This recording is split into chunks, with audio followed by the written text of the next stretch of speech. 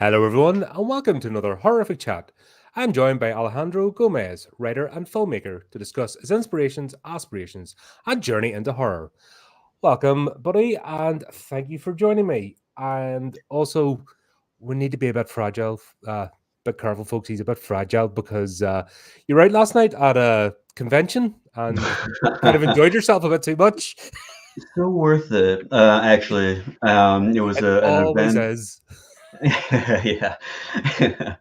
um, and yeah, I did, like I mentioned, my ritualistic before going to, selling my merch and comic books is I have my celebratory pre-beer, pre-show beer, and then during, the action beer, and then somebody offering me a beer. So it's right now. Yeah, It's I'm not your carrying fault. on. It's their fault. They led you astray. You were perfectly fine Thank and you were in you. control. And then somebody comes That's what along I and tell goes, my support group. I've used that excuse once or twice in my life. Oh, I was just going with the flow. I wasn't counted. You wake up the next morning like, oh, why? Why? What did So, they do to me? Joel tells about the convention and basically how you go about, because you are both a writer and a filmmaker, and they're two distinct uh paths of creativity, and they usually have a different crowd, and it can be difficult to marry those two up and get the focus. And you're sometimes think you're trying to promote everything, but then you think you're promoting nothing, and you sort of focus on one or the other. So tell us about the convention, first of all, what it was about and how you basically set up and went there. That'd be So cool. Talk.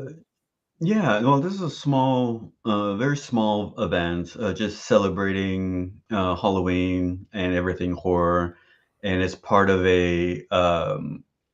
It's presented by the local film festival called Bleedingham Horror Film Festival, and they're in their 13th year right now, and it's this weekend. A lot of great submissions from indie short films and just great creative folks. And they hosted last night what's called a night gallery, and it just gathered like vendors and artists, and they had a costume contest and a burlesque show, all things horror, and it was great. Everyone had a great time, and that's just it was just one day comparatively to, like, let's say 3 day conventions. Mhm. I'll just take yesterday, as an example, because and it just the people running the events are great with communication, first of all, and they get me well prepared of where to go, the timing and whatnot. So it's all about what I got to bring to the table. So, Mhm. and then it's just about from there setting it up, and I just display it like I'm not just a filmmaker or artist or writer. I'm, Alejandro, the uh, loudest introvert. I'm in the Alejandro Mhm. Gomez selling market. So um, Do you think a lot and of creators forget that? Do you think they I, get so focused on their product that they're selling that they forget that they're a person? And a lot of people, especially today, the idea of the star has kind of went out the window because any idiot can jump on a camera and pretend to do stuff. Do you know what I mean? Um, yeah. and they're more interested to get to know you as a person. And do you think people forget that it's actually they just want to meet? Hi, I'm Colin. I'm Alejandro. How are you? I'm Yeah. not. I am creator. And it's actually that what endears you to folks. Um, Sometimes think because first of all, I know somebody said hello, and I wanted to say hello. It was nice Yep. to meet That you. Was was it Chris. Carl? Oh, Chris Chris. Andre Okay. popped in there and said hello. You say hello, hello. Thank you so much for coming out. Um, and um, it's my approach is you know I'm a visual person to begin with, Mhm. and for like when I started with comic books, um, comics is where it's a 24/7 job, and especially when you're making your own, because I'm not just writing and drawing and putting it to how to make a comic, where to send it, and So how you're to. doing the entire panels yourself. I was going to get onto the actual specifics, uh, Yeah. of because some people, they might be the writer, but then they have the penciler, they have the colorer, have the person put Hmm. the panels together. It's a bit of a collaborative effort. To do that all on Yeah. your own is a bit. Whoa. Yeah, I can barely afford it myself. Fair play to you for taking that on. I beg your pardon. I said fair play to you for taking that on. Oh, but no, yeah, I appreciate that. It's yeah, it really does, take over your life, and to be self-declared artist is so pretentious to me, and I had to have a therapist tell me that it was okay to call myself an artist. Mhm, But if I'm going to be declaring that, I got to put in the work, right? So with like comic books, I'm reaching out to not just to writers. I'm also reaching out to visual artists, who'll see a comic book and see more, and they'll see in a film. They're storyboards mhm, practically, and that's what helped me get into filming. Well, I love, my first passion was acting, along with comics, and I was mhm. able to start doing some acting gigs with the local filmmaker community here, and the Pacific Northwest out here in the U.S. And It goes out. Is that near Portland? I'm in Washington, and we're north of Oregon, and right by Canada border. Ah, right. And Okay. yeah, yeah. Just another friend of the And show, Calvin from 7th Street Films. He's in Portland, and he oh, okay. said, I remember last time we were talking on the channel, he was saying about actually the culture up there, that part of the country, is quite unique and has a Yeah. particular mindset where people from likes of LA and stuff don't get. Like a Southern California people don't get the sort of almost family atmosphere and lack of pretentiousness, and it takes them a minute to wrap their head around it. It's the pretentiousness, the stubbornness, and the greediness is appalling. Like, because with LA Hollywood, and whatever, they'd rather pay to build millions of dollars on a set when they can just come out here. We got, the Pacific Mhm, Northwest is perfect for filmmakers because they've got not just a great outside setting that's just, a few minute drive, in each direction, but there's also like the local locations that we have to like really find, like myself. There were some locations that I was really lucky to snag for a no budget film, and we've all, when we get together with like other directors, right, and our crew, we all have the same idea of making a like almost like a new Hollywood, without the sleaze and the mhm, immorality, and because when some, like, especially I talk about this only with experience, where if there's someone that is not is too Hollywood for our liking, you mhm, might say, we weed them out. I always say, for every one person at that job, there's going to be 10 other ones uh, with a better disposition, just waiting to take mhm. that job. And so, yeah, I know I'm going on a tangent about it, but that does, like, bring up a I grand. might have mentioned to you, if you're not familiar with this channel, that's what we do best here. Sometimes with more tangents than actual Oh content. God, thank you, Colin. Let And me. then about 3 hours later, it's like, should we get back on the topic? Wait, we're having fun. Oh, topic. Oh, right. Oh yeah, yeah, Right. those things. Yeah, but try to do that. Sometimes I'm a failed miserably.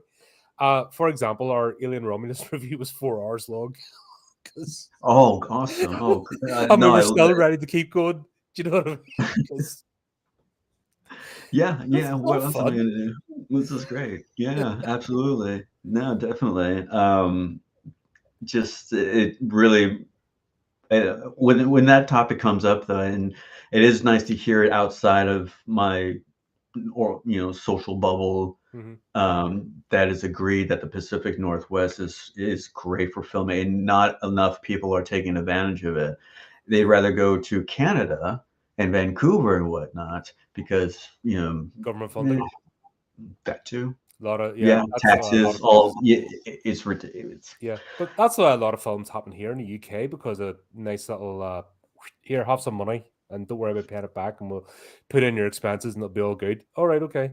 You know, Get out. somehow it's supposed to work and boost the economy, but I don't know.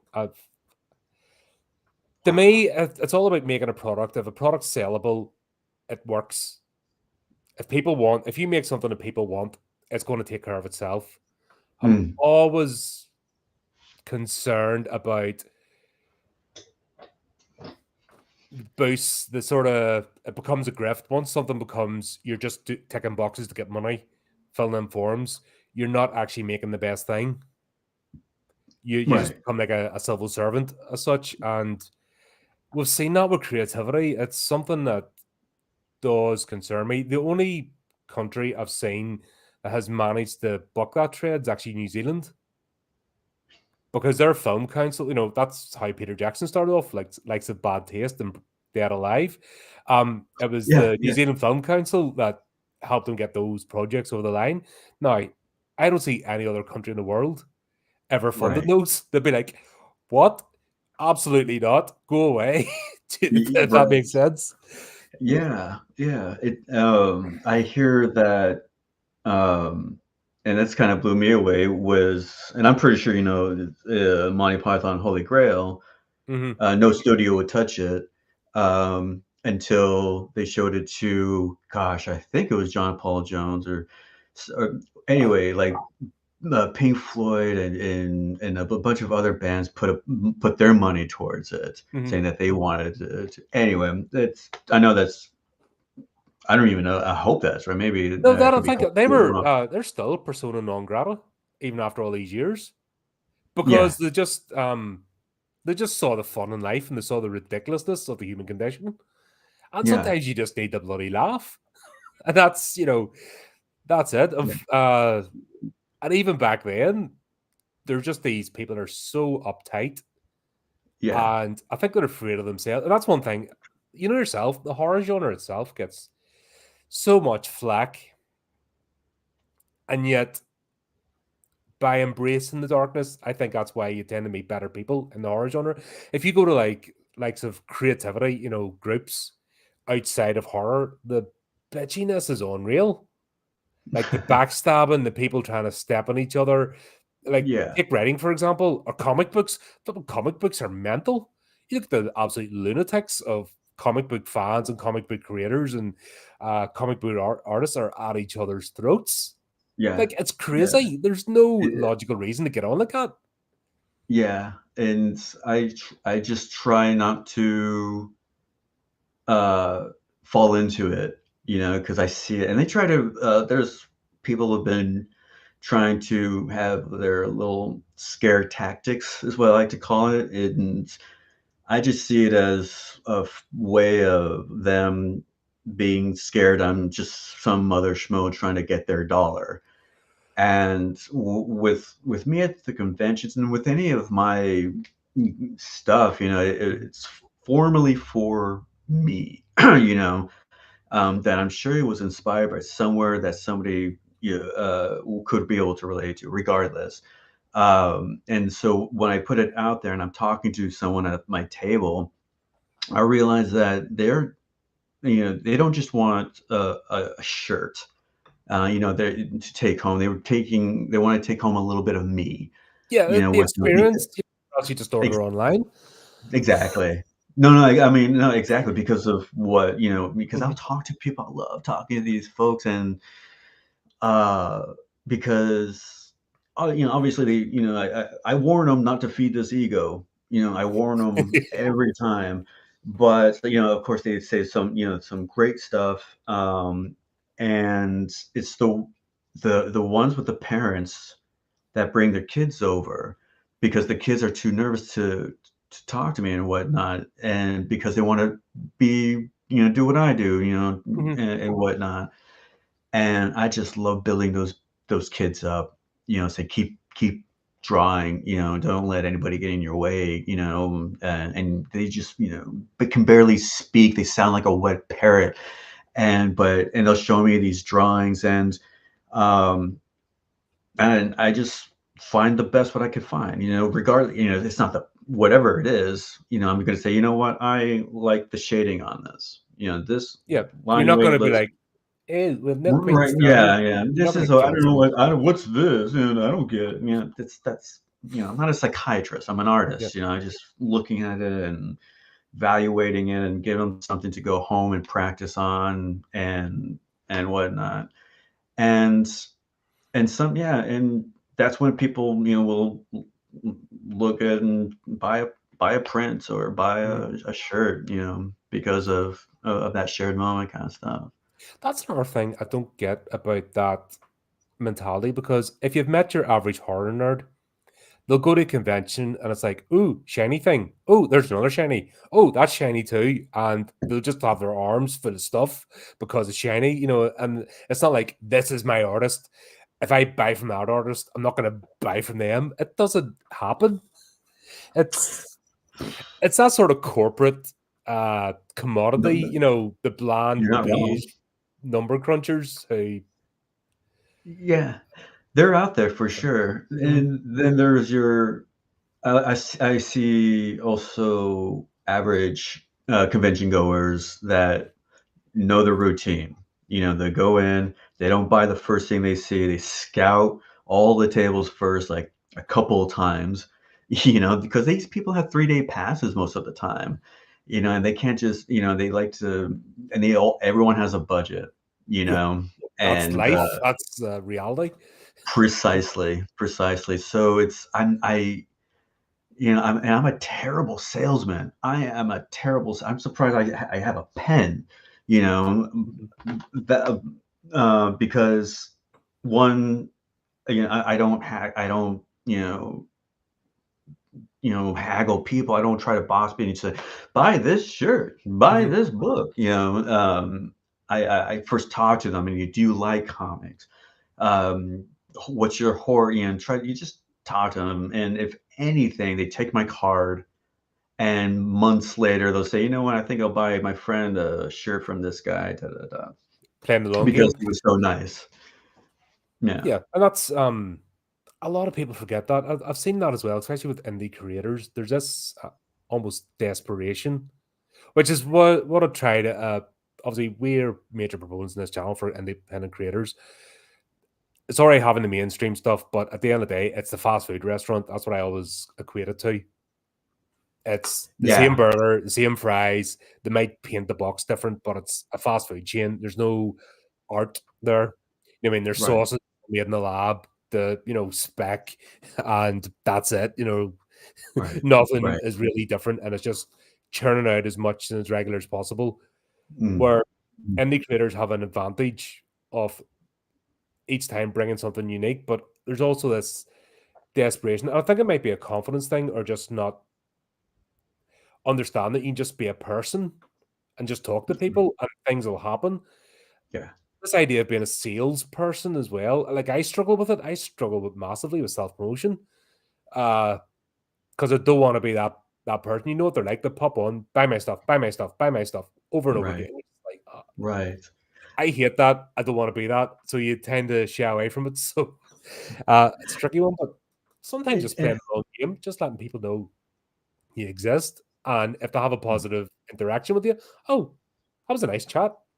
Oh Yeah. yeah. No, uh, Can everybody knows why they're there, mm, and it's important to be there, regardless if anybody talks to you or not, because uh, like for me, nobody knows who I am. Right now, nobody knows who I am until I'm out there, until I mhm. keep putting myself out there that people will be, sick of hearing from me, and it's not because I'm so talented and I have so much great things to offer. No, I have this stuff. You might like it. If you don't, thanks for reading. Um, and at the same time, I'll talk to people that'll look at the subject and just be enamored. They'll shake my hand saying, "Oh my God, thank you for writing out this concept," and da da da da da. And that makes me want to do it for 10 more years with just that one. Actually, You that's know, something I wanted to talk to you about because the leather of the whip.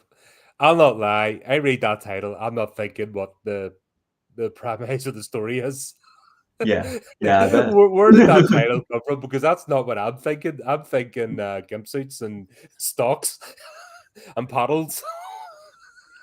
safe words. Yeah. Yeah. That's funny, and and that's okay. Like, because when it comes to, like, especially art, when it's all Rorschach test, man. It's all just people see and think whatever comes to mind when it actually is, and that's that I put that purposefully, Mhm. especially with the cover of just like a black cover with a black cross on there, and people are just like could go. It's amazing how many people just will tell me, "Oh, I thought it was this. I thought it was Mhm. that." Um, and then anyway, but I that's did what. giggle. I have to say, I did giggle. Yeah, no, that's. It just got me interested. I go, all right, okay, it's not that. I'm a Oh, pervert. Fair enough. I Love it. no, yeah, I promise. I'm very tongue in cheek when it comes to this, and I like to talk to the people who find it too. But it's more of this like metaphor, I guess, in a sense where it's a line in the comic where Lucifer, who is in the body of Jesus in Mhm. hell, where the story takes place, and he, uh, he's talking with God, and God's sort of like uh, taunting him and whatnot, um, It reminds and me of, do you know the end scene of Bedazzled? The original one, no, not the Liz Hurley one, I the know, original, I'm aware, yeah, I haven't the seen good that, one.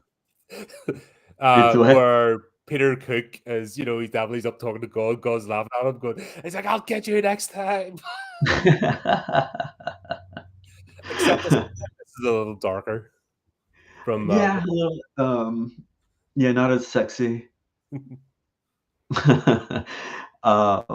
But yeah, it's just, uh, like, meaning that wherever he goes, God's gonna be right there with him, like, he's the man on his shoulder, and, he says, "I was always there," "I was the the thorn in the crown. I was the metal in the nails. I was the wood on the cross. I was the leather of the whip." So that's kind of like where, I had to put it. I had to put it in the second chapter before Mhm. everybody wondered where the hell this title came from. But yeah, that's it's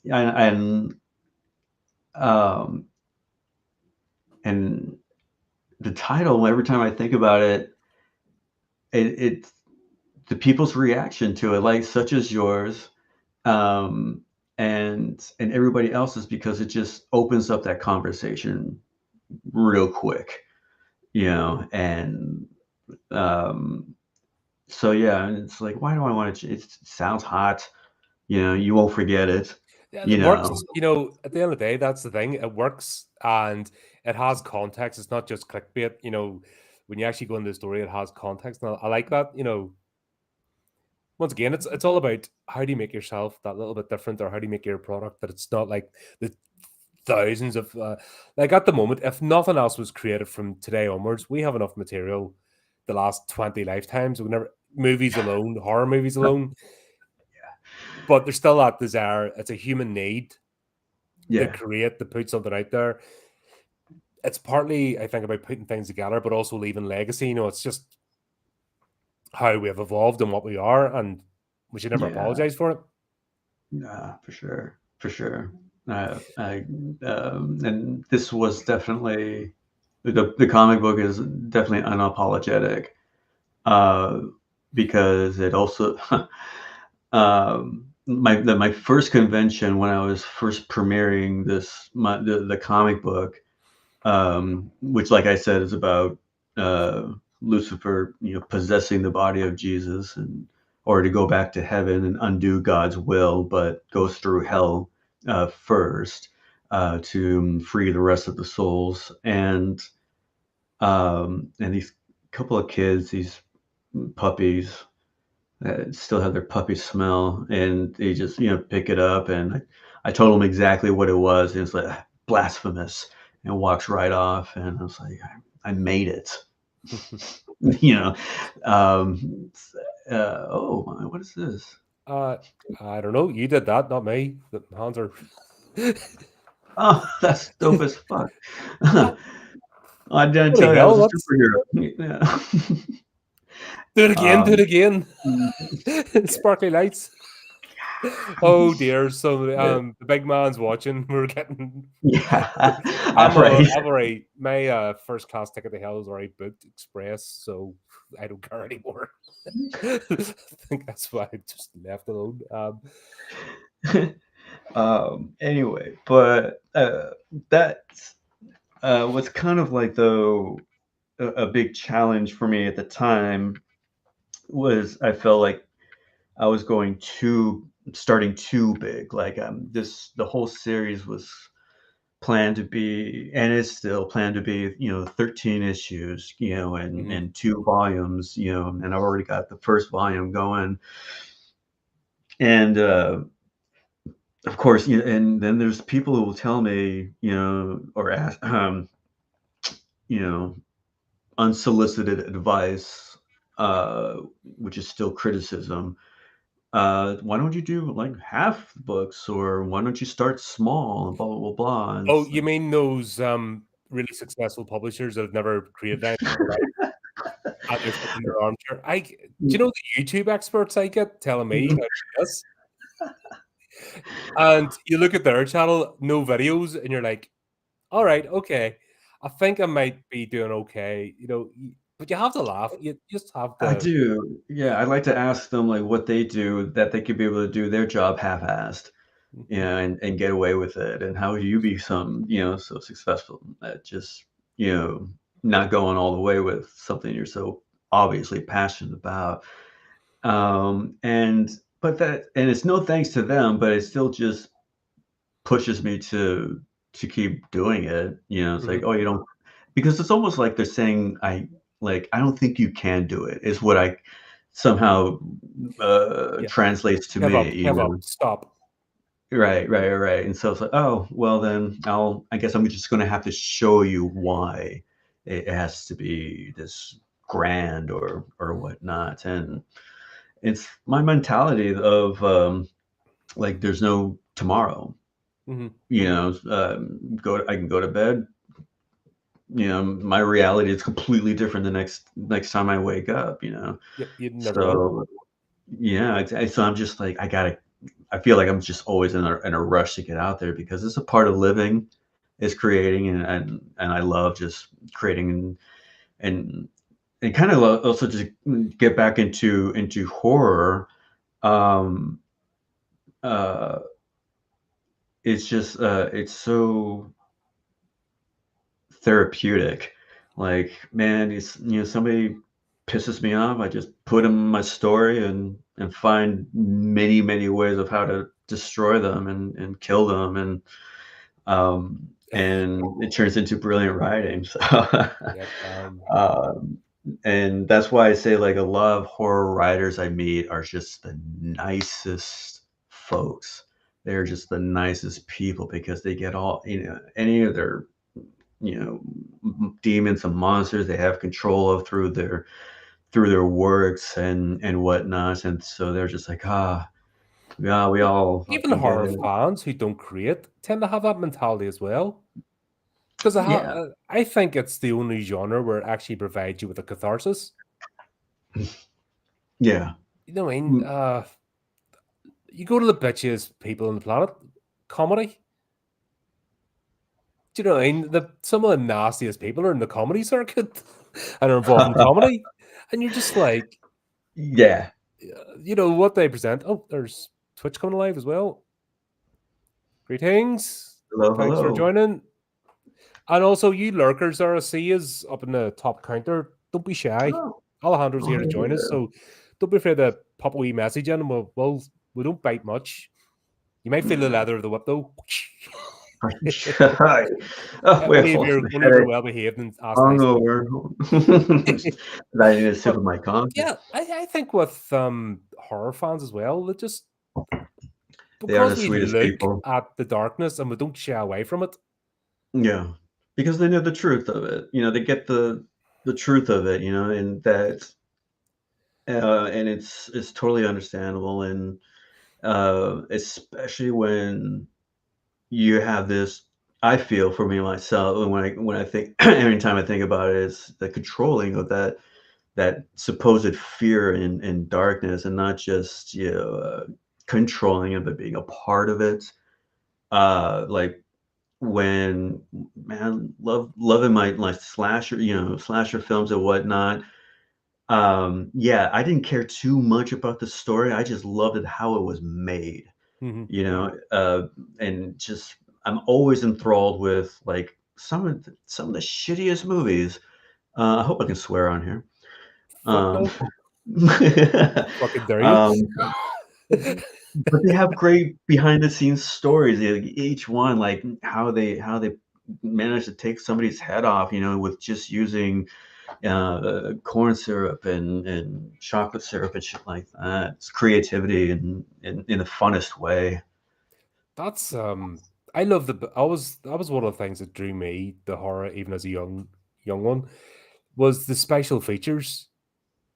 When Yeah. you saw the mad scientists in the effects department and they're showing like, oh, I've made this. This is my Um, and you're just like, and they're all that is laughing. brilliant. Remy, so this is Alejandro. He's a comic book writer and filmmaker. So this series, Horrific Chats, is where we get creators on and we just chat shit for a while. And there's links in the description. Go buy stuff, all that good thing. We'll mention some of the projects as well. But we're just here to nerd out. So jump in, you know what I mean? Ask Please, questions and yeah, we'll get round you as well. yeah. Yeah, Twitch. Oh god, we've got a spammer. I saw that. Yeah. Lord, you see that? Oh, my Can favorite we chat? scammer. No, we fucking cannot. Piss off, you weirdo. Fuck it. Uh, I love the internet. Honestly, I just love the madness of social media. It is no, not you, Remy, or some lunatic no, on no, no. I Facebook mean, you're fine. has just jumped in and went, "Oh, hey, I Yeah. talked to you in inbox." It's like, no, you won't. Nah, you're Uh, good, man. It doesn't help as well. There's like, always a bit of a delay between the live and people catching up in the chat. There's always like a couple of seconds, and sometimes oh, of course. that that can But misquote things. But yeah, it's still the the internet's coolest mad. thing. It's I brilliant. love technology, though. I don't care. I love technology. I love the 21st century.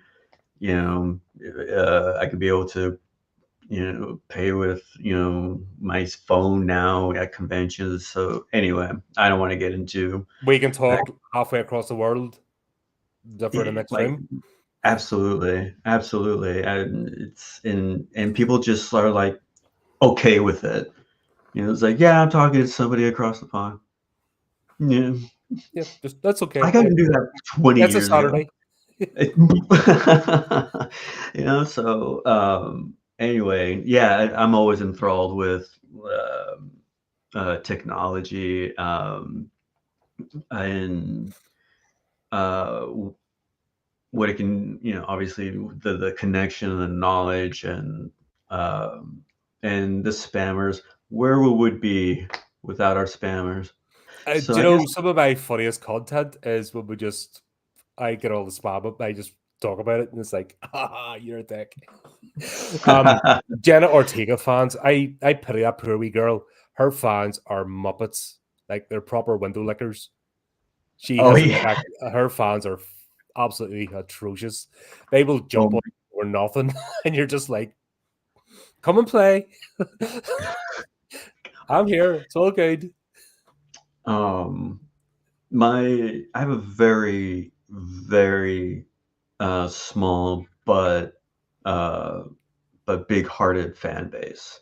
And these are the ones that are, like, straight outside my circle, Mhm. my social family circle, what have you, that have been, supporting me, um, since day one, you know, um, and so I haven't gone to s experience that extreme yet of, you know, I don't know, people trying to hug me across the table Oh, that or would be I don't know how I deal with that. Somebody's like, "Oh, I love you." I was like, "You don't know me. I'm an arsehole.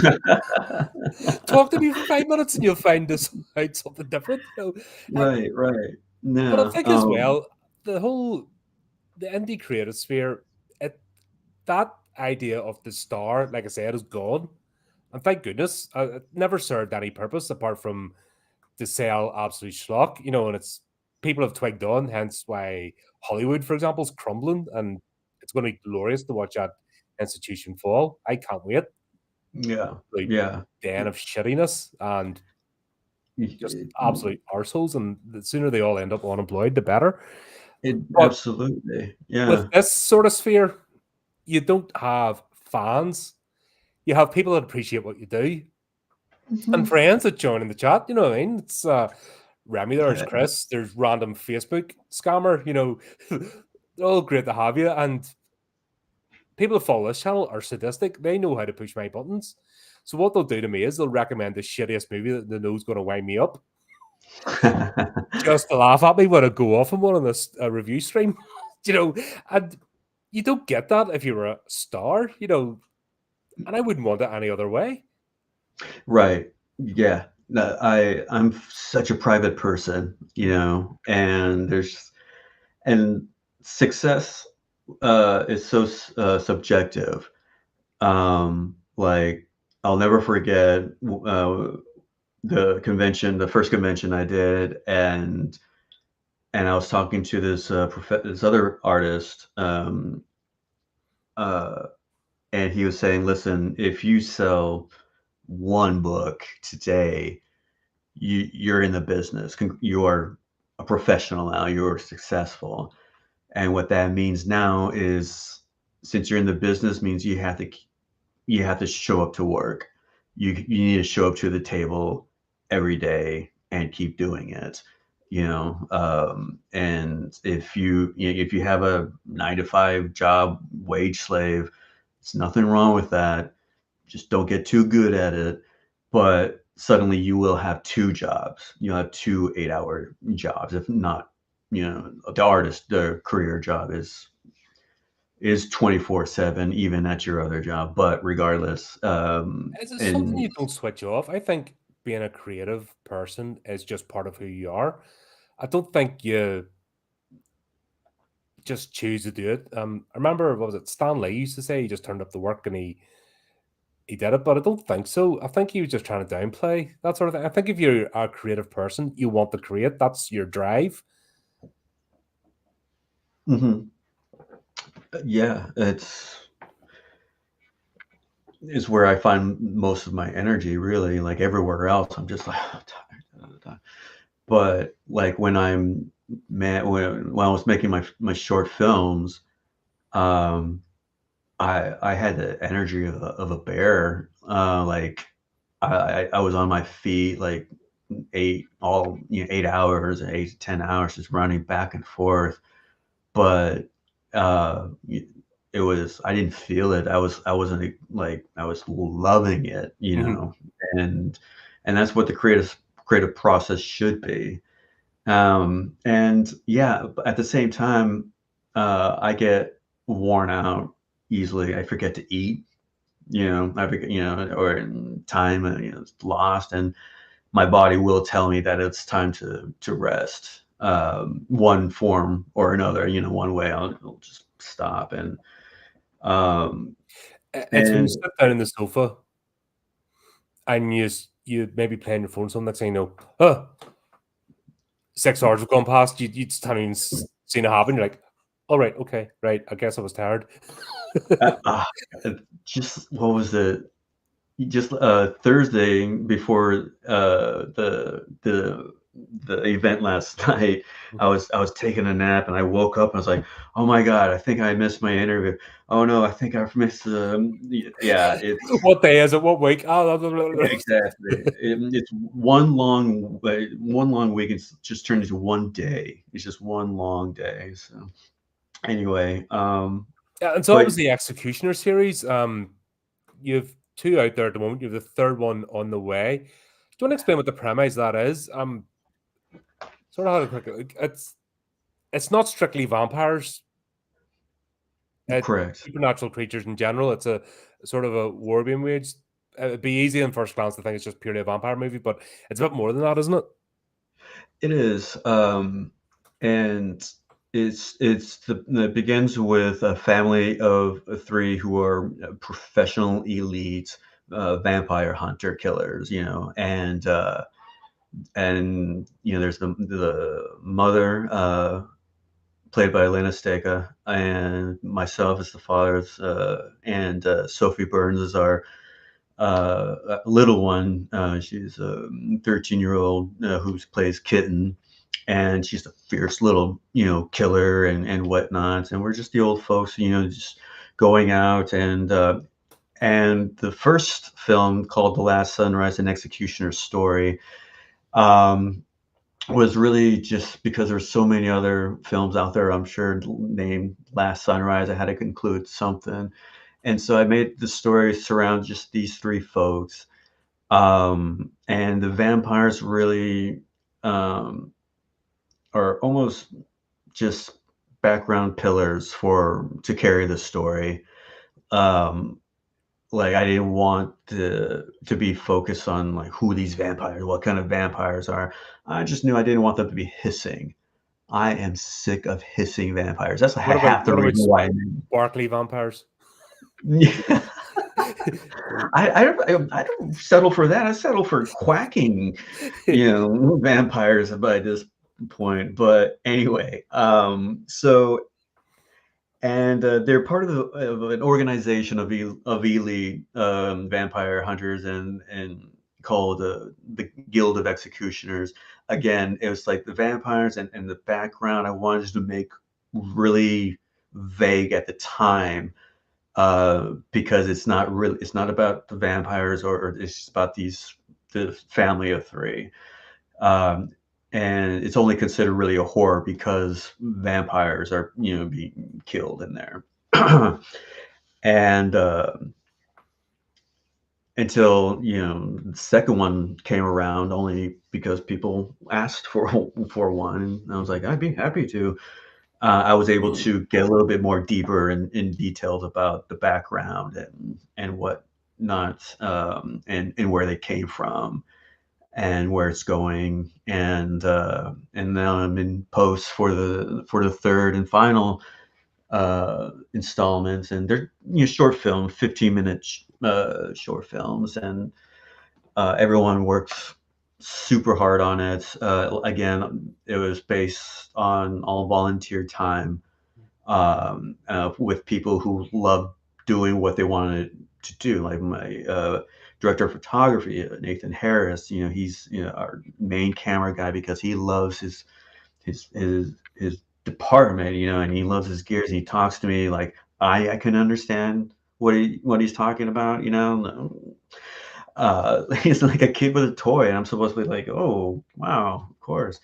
Um, so I leave it to him, Mhm. to create his art around that, and with the makeup department and whatnot, and the actors, of course,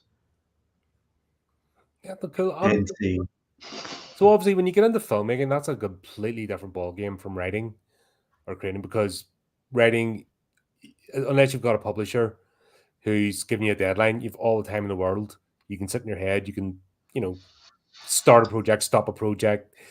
But when it comes to filmmaking, that's completely different because you've got other people involved. You've other factors. So, what would you say, apart from finances, what's the biggest challenge to actually going from concept to making a movie? Short, Uh, long, whatever it might be, you know.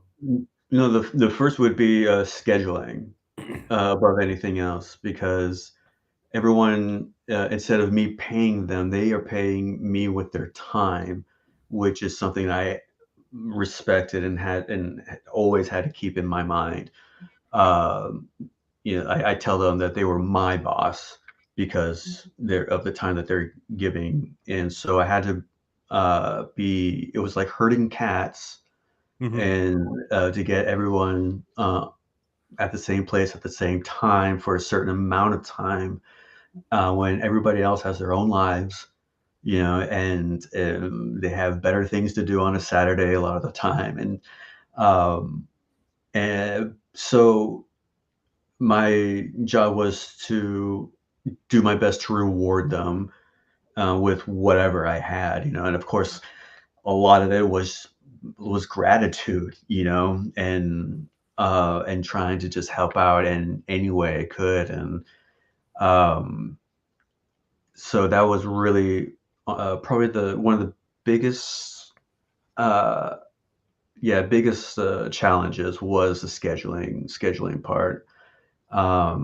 But and that's why the film would take so long to complete, um, because we can be able to film a couple of scenes, once every 2 to 3 weeks, kind of. So, um, but once we got, but we didn't sit on our hands between filming anyway. Like we said, okay, well, if we have to wait until next week, I'll storyboard what we're going to get done and go through the script and make sure that I have everything prepared as possible, much as possible, b- before that film date happens. So it's all about managing the time and not just, I just, like I said, didn't want to sit on my hands while, everybody was waiting for me to make a decision and whatnot.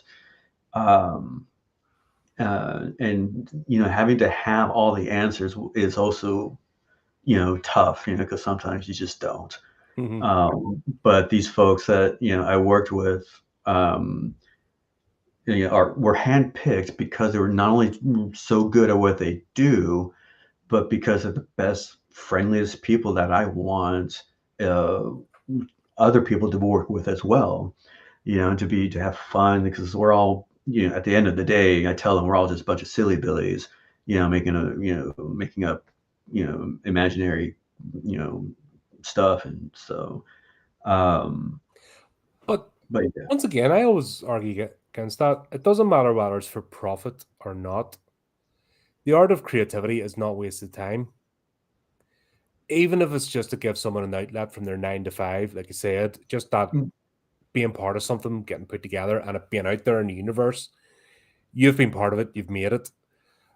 It's taken you away from the wage slave stuff, the thing that actually, if you're not a professional creative, if you're not an artist, it's actually making a living from it. It doesn't mean you can't create. And I think a lot of people forget that, even though we've got more opportunity now to create than ever before with social media, camera phones, you name it.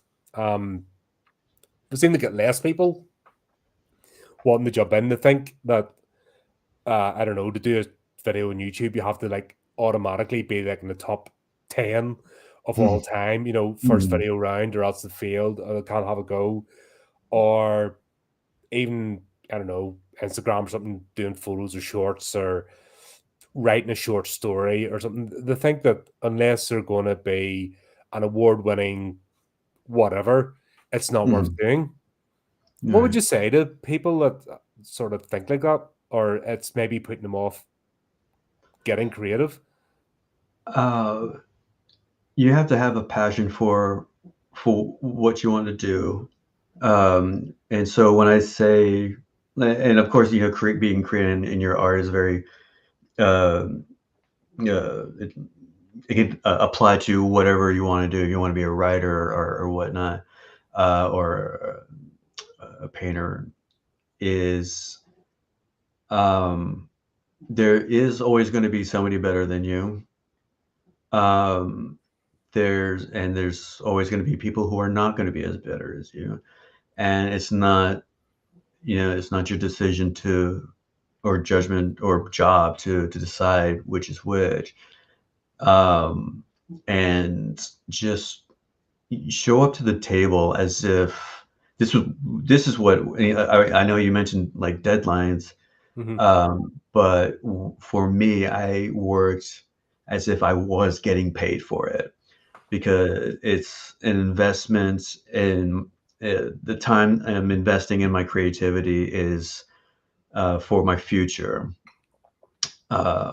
That I have something waiting for me, and but I can only do it if I'm at it. If I set my hours, and I would give myself deadlines, like I would, like, a page, a drawn completed, Hmm. comic page, a week.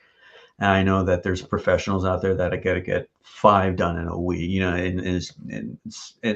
but it's all about respecting your limits Yep. as well, and your home and your life and whatnot. Um, and but you'll find yourself fighting for that time too, and you watch, don't look at the numbers too much. I Oh, like that's the worst thing ever, isn't it? That could kill you. It's so unnecessary at the because if you think no one is not watching, they are. At one point, it's out there, and like, I'm the type of person, drop it, forget it. It's gone, it's done, part of the non-existence now. It's wherever it's at. I just kind of keep going forward, um, until somebody reminds me of it, and then that just proves somebody is paying attention. And that's why. So if somebody's not buying it today, doesn't mean that they completely Mhm. forgot about you, and it won't come back in some form or another. Um, and that's Yeah, just keep doing it, keep talking about it. Like, you're only as good as you were the last time you did it. And I'll throw this long analogy out there. Or is like, think of it like I've been an artist for about, let's say, I think 15 years. Um, and so that would make me an artist level 15, right? Mhm. So I am a human level 46. So I'll be 46 next month. Um, Now ask, So you have a like, skill how, 15 in artistry. Are you I can doing only the level sorry, up. you're talking about language. Sorry, are we doing D20s or D100s here? I can only level up. And But then I ask myself, how was I doing when I was human level 15? Hmm. I was still, I wasn't doing that great, still learning and whatnot. And so you just apply it, like, how much time do you invest in your passion? If you're not So this passionate is something about you it, come into in your adult life, as opposed to like always being creating as a child. Did you have a different career path, or did you decide at some point this is what I want to do? Was it How did that come about? That sounds like a quite an interesting yeah. journey. Well, Um, yeah, it wasn't. It took a long while until I found out that you can have a career as an artist, and um, and every job to work to pay the rent, um, y- they say, yeah, we'll give you, a 401k and a retirement plan. It's like, I don't want to retire from this. I don't want to be here Mhm. for this job the rest of my life. Um, and so really it's just about taking the chance, when I was, and actually when I was in my 30s. I just turned like 30, and um, and I was trying to find a way, but I was always surrounded by naysayers, especially, in some form or another, especially those who were closest to me. And that really, just slowed me down, Are you a familiar lot. with the crabs in the bucket analogy? I think so, but I know I've heard. I haven't heard in a long time. That I'd like to hear it again. Right. So basically, you've crabs basically in a bucket of water. They're going to get taken to the pot to get killed, whether they know it or not. But if one crab tries to climb out of the bucket, the other crabs will actually actively grab them, pull them back in, and even kill the crab for trying to break out, leave the environment or go Huh. away.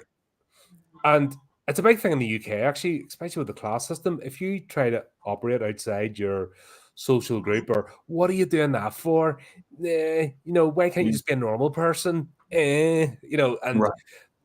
it's always the non-creatives. It's the same as most people that criticize, randomly on this or the books. They're not creative people themselves. There's a bit of a jealousy about them because you're actually going to try something, because you're showing Mhm. that spark.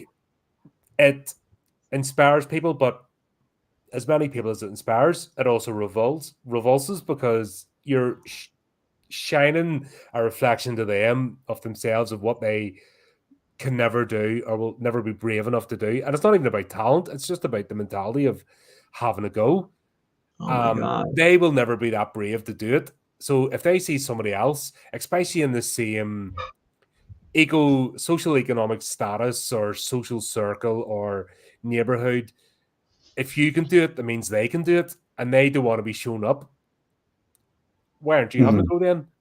Alejandro's went and done it. Why aren't you even trying?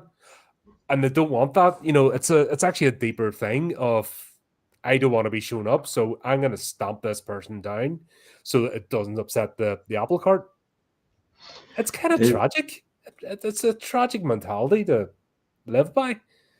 is. It's especially for them, and it is something I'm trying to, like, to practice, when approached with these, uh the again, unsolicited criticism, or unsolicited advice, excuse me. And they'll tell me something, rotten, or a backhanded comment, or what have you, and just think to myself, God, your life must suck enough to not only have this mentality, but to bring others down with you. I mean, that's really, really, really sad. And just keep going on with what I keep doing. I'm not, what do I say? Whenever I sell a book, I always say, if you love it, please, let me know. And if you hate it, give it to your enemies and piss them off that way. I don't care. Everybody's going to read it in one form or another. It's what I call the Howard Stern syndrome. Um, so um, it, and it's not easy to also, um, like, just, it's not like Superman, bouncing bullets off Superman or anything like that. Sometimes, because um, there's some sort of truth, that like my own ego and is kind of like, oh, that, what they said, there's a grain of truth under this whole pile of garbage, insults and whatnot. There's a little bit of, and they're right, and then we kind of feed off that, and then blow it up into something that's not, and when really it's just, um, you got to use reverse psychology with me to get anything done. Otherwise, I'm not gonna fucking do it. Yeah, it's you like, know. don't you dare finish a post production in your latest film. How dare you even think about trying it? Yeah. We'll try and get through this sort of towards the end. Obviously we're middle of the conversation. I can't keep stopping and starting, mate. Oh no, no, we're We're playing all to the good. moment. Yeah, no, I'm sorry, Remy. I'm sorry. I don't know. I I was just getting a wee you bit don't have. excited there, but he hasn't asked anything. Like it was last thing was about Was not that the being a spammer. question? We explained that. It's like settle uh, down. Obviously new to the channel. We talk shit for hours, and then we'll sort of scan back over the chat. um, yeah, I Folks, just opened. Sorry, Remy. Is there a question? I don't think Um, not seeing the anything here. question is not replying. Yeah, Facebook user. I don't know why it's Oh, doing Facebook yeah. user. These stories are realistic or just man-made. If you mean they're fictional stories, it's not true crime. I think that's what you're asking. The stories, Are which realistic. I think what they're asking is it are the true crime stories? No, uh, fictional no, there's just stories. fantasy Vampires, horror. devils, gods, angels, What's that? possessions. Whose reality are we It's asking? not the 80s anymore. I think people thought it was real in the 80s, and look where that led. Especially if you're a nerd or a horror fan, that never led to good places. Yeah, Uh, yeah, it's on. Yeah, this thing takes a minute. Yeah, yeah. yeah, folks. We'll get round to you. It's obviously just we're, we're having a chat. Don't want to ruin the flow of the conversation either, or else we'll get bored very quickly too. I'll just go off on something. But That's what we're here that's the for. nature of the love for it. Yeah. Yeah. Um. So, what was it initially got you into the horror genre? Because I don't think I don't think you become a horror creator without being a fan first. I don't think I've met Mm. anybody, or sorry, I'll say wrong. I've saw people attempt to do it, and they think it's a good bandwagon to jump on, and they fail miserably. They never last, and Yeah. they just don't get it.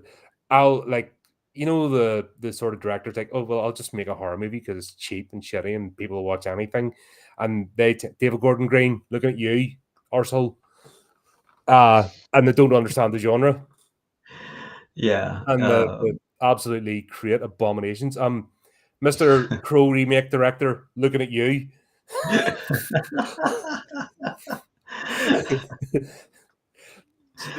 But you generally have to be, if they understand this genre, you have to be a fan first and foremost before even thinking about creating it. Would you agree or disagree? uh, I do agree. And and also you're allowed to like other genres, of course. And the best part is Blasphemy. I know, yeah, I Be a know. nuanced individual. I'm Not sorry, gonna be a little I box. didn't mean to cause a controversy here, but that's what I like about mixing it up. And like Rob Reiner, I think is a really good example, um, because he didn't just stick to just one genre of filmmaking like he did Misery, and that was incredible film. Anyway, but when you're a fan of like horror, and you're specifically for the horror genre, there's a reason you're a fan in some form or another, and that just carries you um, somewhere into a whole new medium, not so much medium, I'm sorry, but a whole world, universe, that's it's like Disneyland, a haunted house open all year long. And like with me, it was certainly family oriented. Like my cousins made me watch The Exorcist when I was like what 5, 6 or something like that, and it If you're still going to terrifies. start, go big. Why not? Mhm. Yeah, now I know where to get it from, right? And it still scares the shit out of me. And it's probably not even would be considered a. I don't think the cast and crew considered it a horror movie. It's more as was like a thriller, uh, above anything else. Regardless, it's once got through being desensitized with that. Everything else was just like, um, you would love the horror movie for its strict gore and fuck its story, or completely the other way around. It's a great story, but well, effects are subpar or what have you. And then you'll get your golden ones, like for me, like obviously, Exorcist will always be held close to my heart, but until Hereditary came out, and that just blew my dick off. I loved it so much. I Um, thought it was funny. and Hilarious, honestly. yeah, and because I appreciated everything that's was a part of it, the Was it story. was it unintentional comedy? I beg your pardon? Was Hereditary meant to be unintentional comedy, or was it meant to be a comedy horror? Okay, did you not like it, or I thought it was hilarious. really? Like, when the wee girl removes her head from her shoulders and just went That bonk. was I awesome. was Oh, I like, love. ah, um, the the bit where they're flying up into the treehouse and stuff. You're just like, what is going on here? Yeah, yeah. It was a trip. It was a trip, and I. It was and it was the acting also. What was her name? No, I can't forget. They played the She's a mother, scream queen. Excuse me? the one that played the mother. Yeah, yeah, yeah. Gosh, The Colette. book scene was my favorite. I have to give that. That book scene was cool. The It throws the book into the fire. Yeah, that That was that was actually a cool scene. The rest of it was yeah. just I didn't understand their motivations. If he Mhm. was their king, oh, spoilers, folks, obviously, if you get to this point. But if he was their king, why are they tormenting him? What was the whole point of that? I didn't get it. Were Um, they trying to break him down to release the inner demon, or I th was the director um, just going, jump scare? Yes, horror fans like that. ugh. There's a lot of pointless jump scares, and I'll give an example. The Yeah. Omen 2 is a similar journey that Damien went on, and they weren't jump scaring with him. You know, he was in denial of who he was until the last act.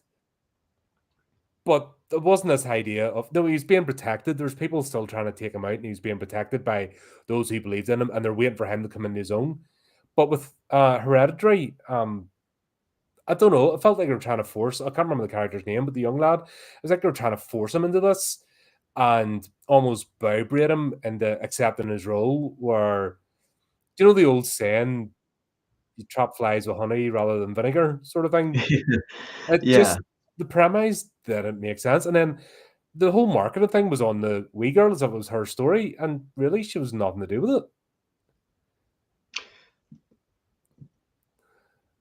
I thought it was her character was the I guess we call the catalyst, the one that's supposed to spark their this like hidden cult tradition, which I thought that's why they were tormenting this poor kid into like a certain type of uh, submission, because he was supposed to be born with the demon, but she was instead.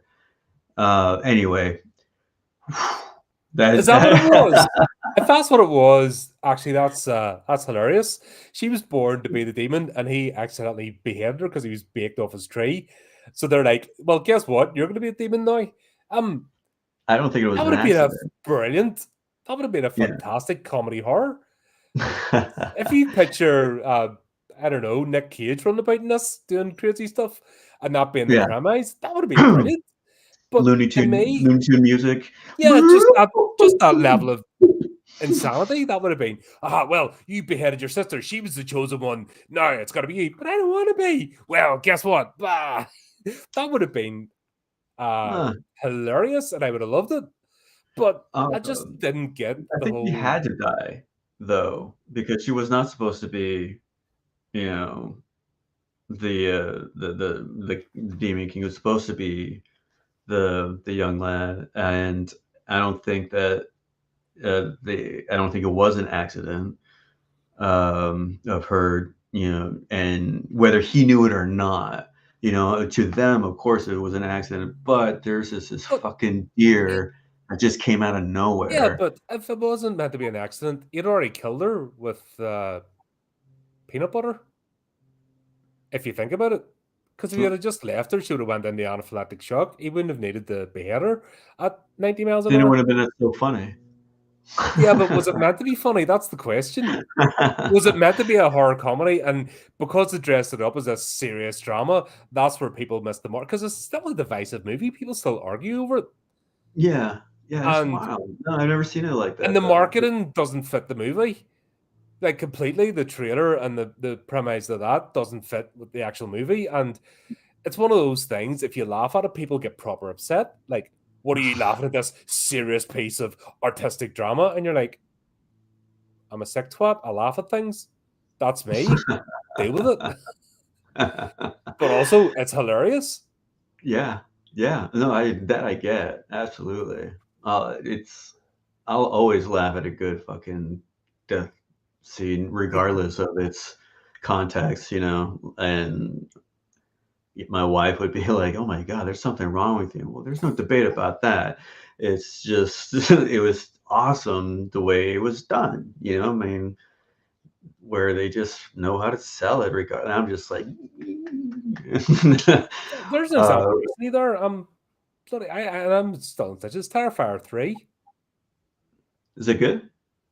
Actually, because I was worried after Terrifier 2. I was worried about it. And actually, yeah, it redeemed itself massively. Okay. I really thought the story arcs they were hinting at with part 2 was going to come through. And I'd said if it did, I was done with the franchise. I wasn't going to go back. But no, dialed it back. It's still 2 hours long. It doesn't need to be 2 hours long, but at least it's not 2.5 hours with a 40-minute third act that doesn't ever end. So he's dialed that back a bit. But people were walking out of the cinema and freaking out. And I think you can appreciate it. We grew up with special effects, practical effects, where people not even 10 years younger than us know nothing but CGI. And Yeah. this is made old school with practical effects, the proper visceral gore and guts and Yeah. hanging off and dripping and you name it.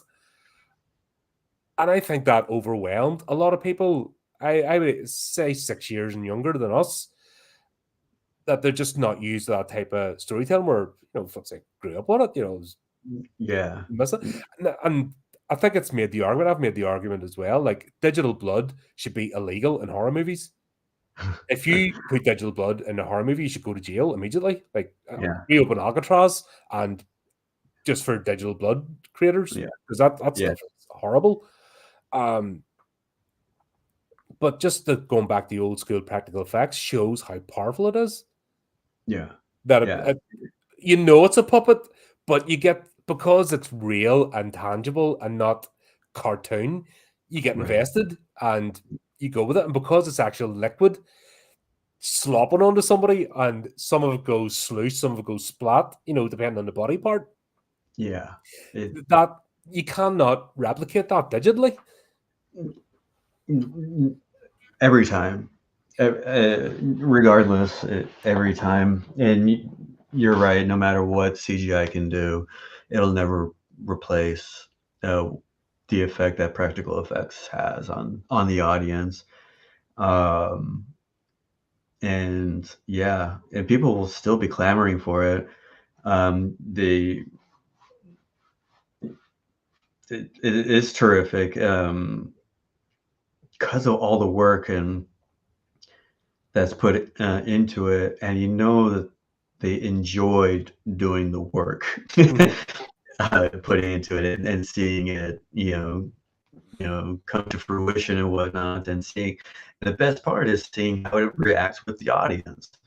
When that one production assistant uh, on that one particular department where he got to, help fill the body guts and what. And there's that sense of pride, and when the audience is like, just throwing up over the gore, that's a big You're like, win. yes. Exactly. Oh, it's the best. Absolutely. It's like it's about like orchestrating your audience, and like you should know when they should be gasping and whatnot. And it's like that's why I am not a fan of fucking jump scares either. It's like I don't know, like a magician yelling at you that the trick is Mm. over here. Pick a card, any card. This your card. It's so Yeah, you're unnecessary, you're instantly taken out of the thing. It's a and gimmick. and, and the music that accompanies it, the strikes, a lot of the time, or even the crescendos that is just giving the story away, it thinks it adds and helps when it really is just uh like a distraction, and it's something that the audience should work themselves, and not have the everything held hand for them, Yeah. you know um um so anyway, yeah, it's No, that was I reviewed Speak No Evil recently, the original one. I'm not going to bother with the remake because only yeah. flipping 2 years after the original Dutch version, which most of it is in English. So why they remade it, I don't know. But the I only don't thing that know. ruined that movie was the music because they were playing like super horror scores like at the beginning and nothing was happening. As Yeah, if the director didn't have the confidence to go, this is a horror movie. It's like they had to tell you. Um, yeah. Steve and I, one of my co-hosts, we were doing classic horror, every other Monday, and we were reviewing the Amicus series of anthology films. I don't know if you remember those, but The which one? the Sorry. the Amicus films, Oh my gosh. they're actually coming back. It was an old British studio. Oh, Uh, okay. a lot of Peter Cushing, Christopher Lee, when they weren't doing Hammer, but Yes. uh, Okay.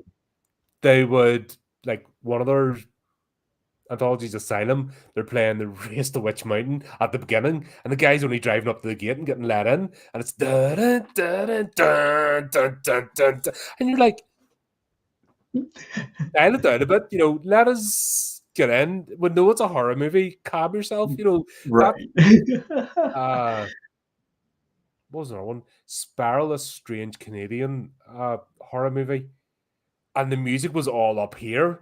Like everything was all super high drama, every bloody scene. So you just became desensitized. It's like Yeah. being taken up to the top of the roller coaster and then just the brakes go on, you're locked there. Yeah. It's okay for a few seconds, then you're just sitting going, all right, is that it? Right, I'm up high, nothing's happening. You've nowhere to come back down to go up again. And yeah, It's it's um yeah, I and it's like they completely forget how important music is to filmmaking. Like either they say, "Yep, we need music because all films have music, and all films and horror films all have this music at this spot, so the audience know when not to look behind the closet or da da da da." Anyway, and when they do throw it out there, it's just mostly tones, mhm. just peck and pray. Da, da, da, da. That's music. That's your score. No theme. Like that's what I'm like for like Halloween. Mike Myers. You can hear it right now. Yep. Yeah. Oh, look at that thumbs up. And so on and so forth, Freddie and whatnot. But Funny enough, when next month we're doing it's the 40th anniversary of A Nightmare on Elm Street, so we've got a panel on, and we're just I'm working through the movies at the moment, taking notes. yeah, I'm up yeah. to 5. I'm still another 3 to go in the TV series, but yeah, we're going to be doing like a whole just nerd fest and the whole Nightmare on Elm Street, Freddy Krueger, Oh uh, wow. no those iterations. But yeah, that's one of Ye- the things is a musical score. Thursday there we're talking about Resident Evil, Nice. and they'd actually brought in Marilyn Manson to help create the score, and that Okay. you know come from his perspective and of the composer he's working with. That's why that's so unique because it didn't take songs from an album. It's like right, write this, and they were talking about the process and stuff. And yeah, it's some of the most memorable music. If you think about Resident Evil series, that music just sticks with you. Mm. Hmm. Yeah. Um, Dell, Yeah, welcome. we might have mentioned sparkly vampires. Don't get too upset. We didn't slag off your Edward. Don't worry about it. All these Good to have triggers. you. That's why people come here. um, I love. yes, hello, Dell Gibson. Thank you for coming along. Talking about music and film, and um, I did the music for my films, um, and it's a big trust thing. It's a really really big trust thing for me, where I could send it to somebody to do it, but I can't trust them to either get it done or take it seriously, or what have you. And then I wanted to control this. I wanted this to be, you know, like I said, I have these ideas, Mhm. and people couldn't be able to put and it's not like they were like too good for it. They couldn't, they had, again, had their own lives and whatnot. So I was like, well, if it's gonna get done, I'm can only do it myself. Um, and again, I'm all about grand gestures and whatnot, um, I tell you and one thing I was really drums. impressed with the drone shot. And normally when I'm like, I see a drone shot at a movie at the start, I'm like, uh oh. But I don't know who you that you driving it under the bridge, like flying under the bridge at the beginning, Yeah. like first, actually, yeah, flip sake. I'm like, whoa, bloody hell, what missed that in your that's bye bye drone? That was some good flying. Oh, I didn't know you watched the films. I'm sorry. How Yeah, much well, money try to do I have owe I you? know try to have something to talk about you. Like we're here to talk about you. At the end of the day, I do try to No, I it's a do no, try it's to surprising. take an interest. Yeah, that's Nathan Harrison. That's his talent Is it? is FPV drone, Hmm. and we were all about trying to get it consistent. To put it in the films as much as possible. Um, of course, there was you know we were managed to be able to get that shot done. But there was also other areas in the films where we just didn't have the time Was that a to. lady thing? Did you actually do that at Twilight? Because that's another thing that got me was flying that thing at sort of Twilight with the visibility is terrible and like one misstep, like I said, and bye bye drone. Yeah, oh yeah. Yeah, there was a couple of times where we held our breath when it was all the way out there and we hear him, "Oh, I think I hit a tree." Um, he, but he was like, "We're still daring," and he came up with these fantastic, ideas, where I was, like, so shy to ask for, the littlest thing, and but he would say, "No, just yeah, we can do it, of course, da, da, da, and we can do it this way," and come up with all these great suggestions. There was this at the end with the drone, and he flies by an unsuspecting car, and he was like, "Should I go? Should I keep doing? Should I keep doing it? Yes, you should keep doing it. What are they gonna do? Well, this kind of elite. We're just keep rolling." And Sometimes I was you're better to ask for forgiveness and permission, eh? I didn't live there. Yeah. I didn't know. But yeah, that was I remember, and it was twilight, and and it was so dark though that you couldn't be able to see that there was a vampire under that bridge, chewing up on a victim. It was too dark. You'd have to like. There's a point Oh, yeah, where like I there's must that completely. everybody has because Yeah. it's so fucking dark. I love Double Rejects and House of Thousand Corpses soundtracks are phenomenal, and I couldn't agree more. Um, it, yeah, it's It's the again, whole package, isn't it? That's the same when you're doing your graphic novels, I suppose. It's not just the writing, the story, like it's a whole package when you start getting into something like that, and it's almost multi-medium. It's one thing I'm fascinated about filmmaking. I'm always a movie fan, because there is a lot that goes into it, and that's what annoys me, that there's like a whole civil servant attitude now in the sort of corporate mainstream that, oh, we're always going to get the money, we don't care anymore. And they have resources that you would give your eye teeth for, and they just squander it. And you just go, what the hell? There's people yeah, out there like yourself, just absolutely breaking themselves, calling in favors, just trying to get something made. And you even had a little taste of some of that stuff. Life would be so much easier if you could even put people up in a hotel. I remember a filmmaker I was talking to. All he wanted to do was earn enough money to put his crew up in a hotel for the night, so they didn't pay for it themselves.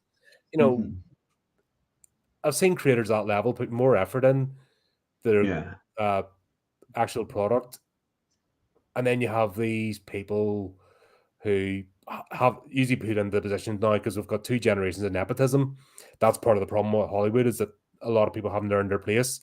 The golden age of the 60s, 70s, and maybe early 80s is gone now because it's children of friends that are all employed, and it hmm shows in the products that come out because they don't have absolutely, that desire, that drive. They're not creatives. They're just there because they feel like they belong there. They're entitled to be yeah, there, and you know the pay pigs will keep paying no matter what they put out, and yeah, it's insulting sometimes to see what gets put out. Yet you're telling me you're just trying to get people to. Do you mind if you do this for me? And right, I think as a creative, you don't understand that other people are creatives too, and it's not always about, back to what a point I made earlier on, about money or fame. It's not about that. It's about taking nothing and something, then being out there in the universe that you were part of or created, or a group of people, and if somebody can say, I was right. part of that, I helped make that thing happen. Then- Fame. People talk about fame and fortune.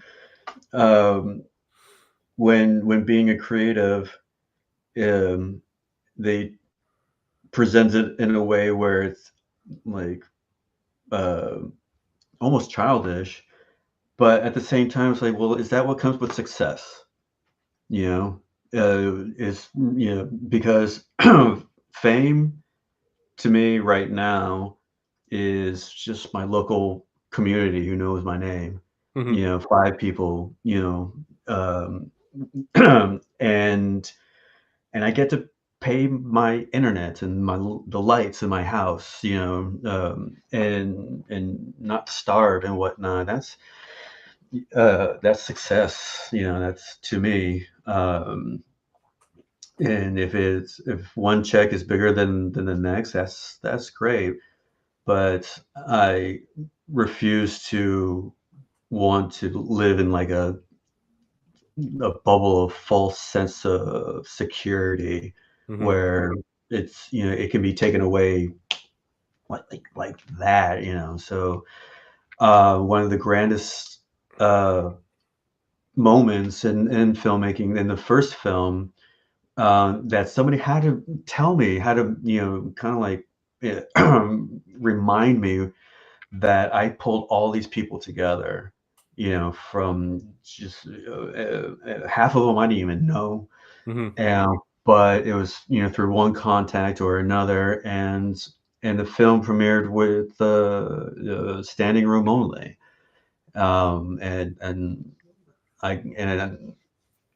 I like to say that, you know, it's only because I'm reminding myself, not so much as a brag, um, just that it, that's how it should be, and we have friends from it, and not like putting people down, just giving them a chance, and that's all they want to do is really see their work presented on the big screen, Hmm. you know, and that's another sense of success is right there.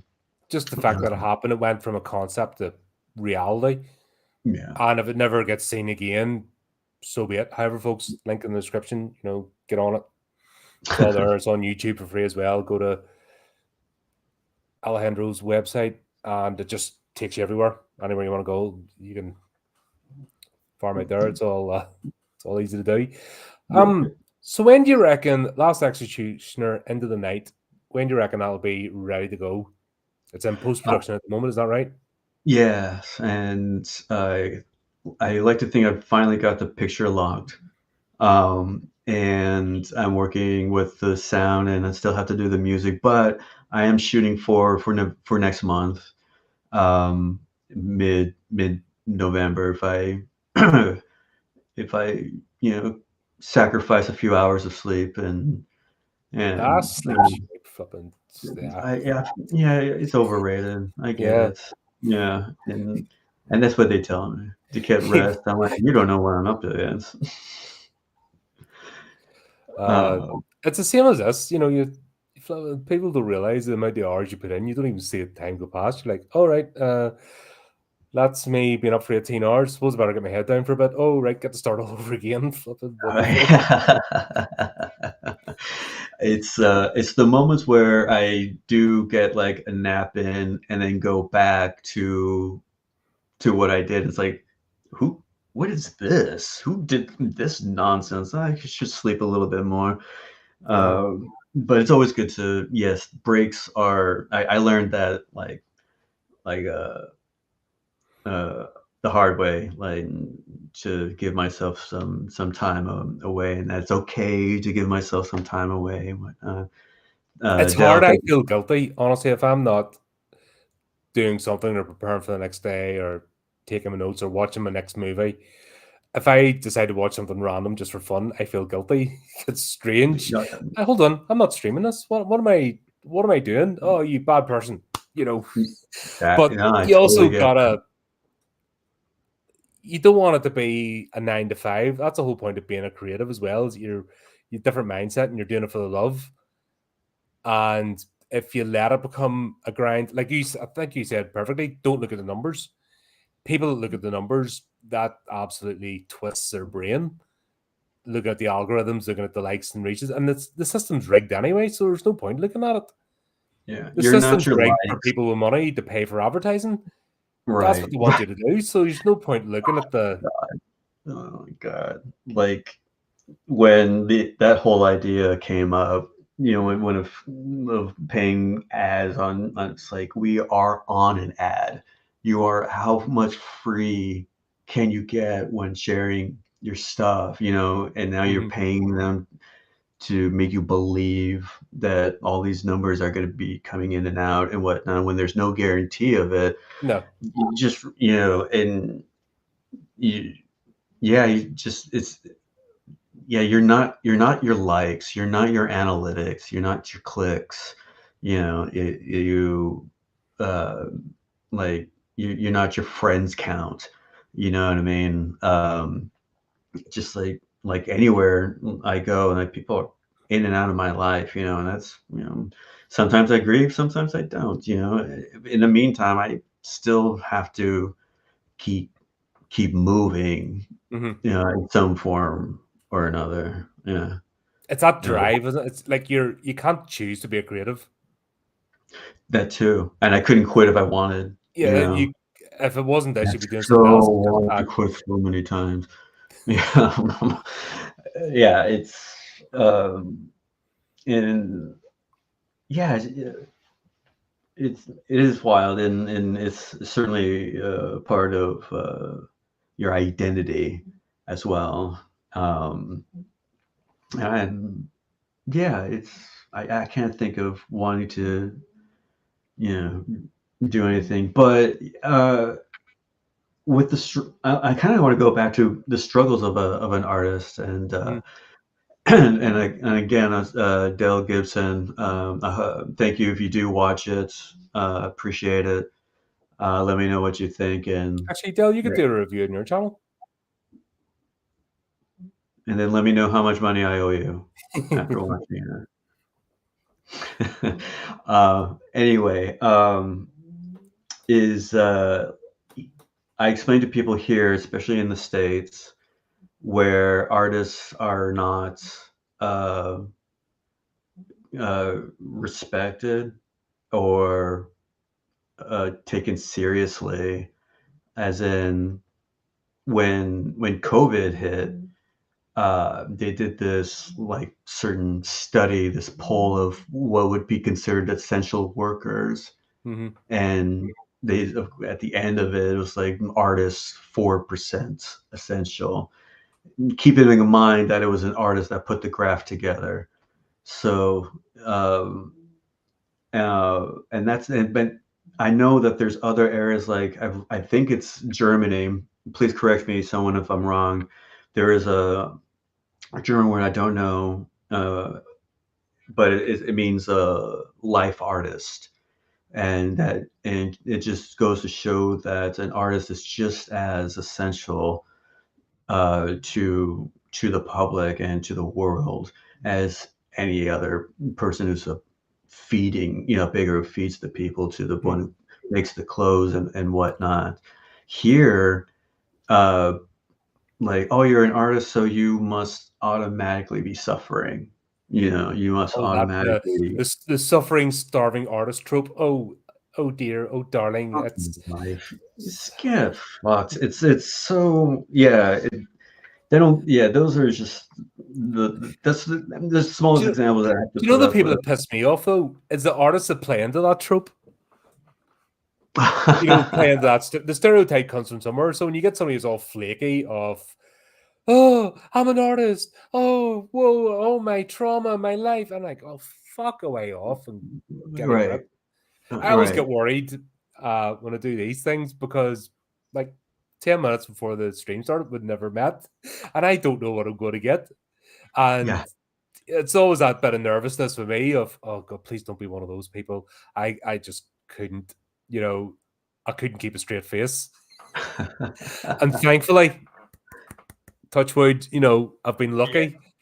Yeah, yeah. I think people watch me for 5 minutes realize I'm a gobshite, so those types don't come near me because they know what'll happen. But it's so I strange because if you look at Hollywood, those idiots are put in pedestals like, as if they're demigods. right, And right. yet, Like no one else can do that part. yeah, They're the only one.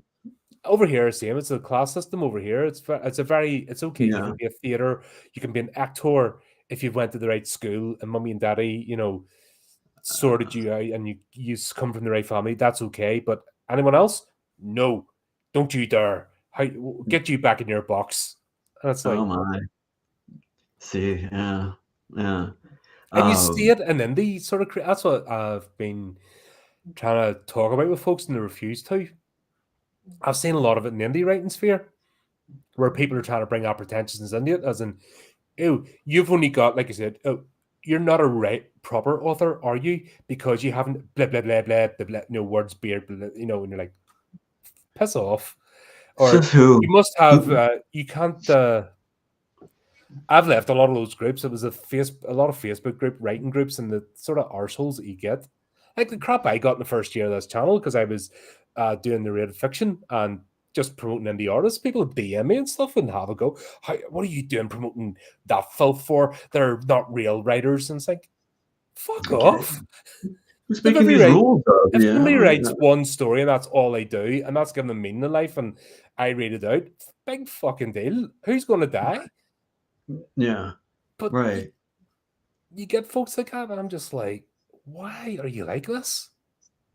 Yeah. Or people have drift, editors. There's a lot of editors who are like, you can't be an author unless you come and pay me money. It's almost like a shakedown. Yeah. And I'll Well, badmouth you if you haven't went through us or our channels. I used to have I noticed one thing, Horror Writers Association, but the exception that rule is Brianna, who we both know, absolutely lovely, and have had load of the Seattle chapter on the channel, great folks, absolutely break that mold altogether. But a lot of those associations and groups are like, you can only create if you come through us. We want to prove you. And yeah. who the fuck gave you, Godhood? Right. Right. That's yeah. It's one more reason uh, I'm so with the indie industry. It's I don't mind sharing my work if it's still going into the same good direction that it's going to. Mhm. It's like I don't mind giving up some sort of creative control if it meant it's going to the cause. Um, Other words, I can't trust somebody with my work that's just going to end up chopping it up, making it something completely different than it originally was. Dell, Yeah. I wanted to. I'm glad you asked I which was going to let movie. you finish, sir, and then I was going to pop it up. No, I don't know where I'm going. Yeah. It's only that I like to say there's two of them, and the first one, The Last Sunrise, Executioner Story, and the second one, they're both 15 minutes. Is Last Executioner, New Dawn. And I tell people that it's worth sitting through the first one in order to watch the second one. I only because I like the second one a lot. Uh, it was like the most people I've directed at once. Like I couldn't believe like on a set, and the stunt choreography and fight choreography was just so good and different. And Yeah, because you have um, people doing tumbles and cartwheels and stuff. And I'm like, holy wow, that's a bit yeah, much for going for it here. Happy days. yeah. And that's why I wanted to kind of like do it myself because I'm not much of a active guy, but I wanted to show the age of the folks in the film where they still got it, da, da, da, da, they go through the motions, but it's Kitten who's young and fierce um, uh, and becomes the anyway. I'm not gonna give, I guess, can't give too much away. Yeah, watch the Um, things, folks. They're only 15 minutes each, and yeah, get ready for yeah, November the third one. Obviously, you'll will keep us in touch so I can stick it in the newsletter. absolutely, absolutely. It's what I like about the third one is it's about mentorship, and working together, and because my going into the film series, I knew that representation was first and foremost, especially strong female leads, um, and and especially like people of color, and try to get all over the spectrum. Um, but it was great when I was at the premiere for the second one, and there's this girl behind me who's like, I don't know, 12, 13, and she was just making the comments throughout all the films before mine came out. And then she saw Sophie kid come up on screen and kicking ass, and she was like, shh, I like this. This looks good. And she was just quiet and just responded and reacted to the moments of the film. And it was just that because she didn't know I was sitting right there, just like uh, a seat in front of her. Um, but that was just like such a big win for me in so many ways, just where my film was good enough to get somebody's attention, and I was showing them what I think is an important message for young females and young female actresses as well. Yeah, and fade to I'm black. so glad we had Jennifer Lawrence because we never had a female protagonist in a movie before her. Hallelujah. Um, Like the horror genre never created the final girl or anything. That's never happened. Yeah. right. Do you think?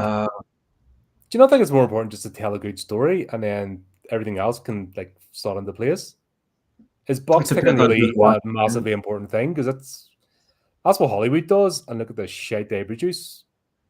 Ugh, that's because they're so talk about sensitive. It's like anything that has any type of change uh, is blasphemous for some reason.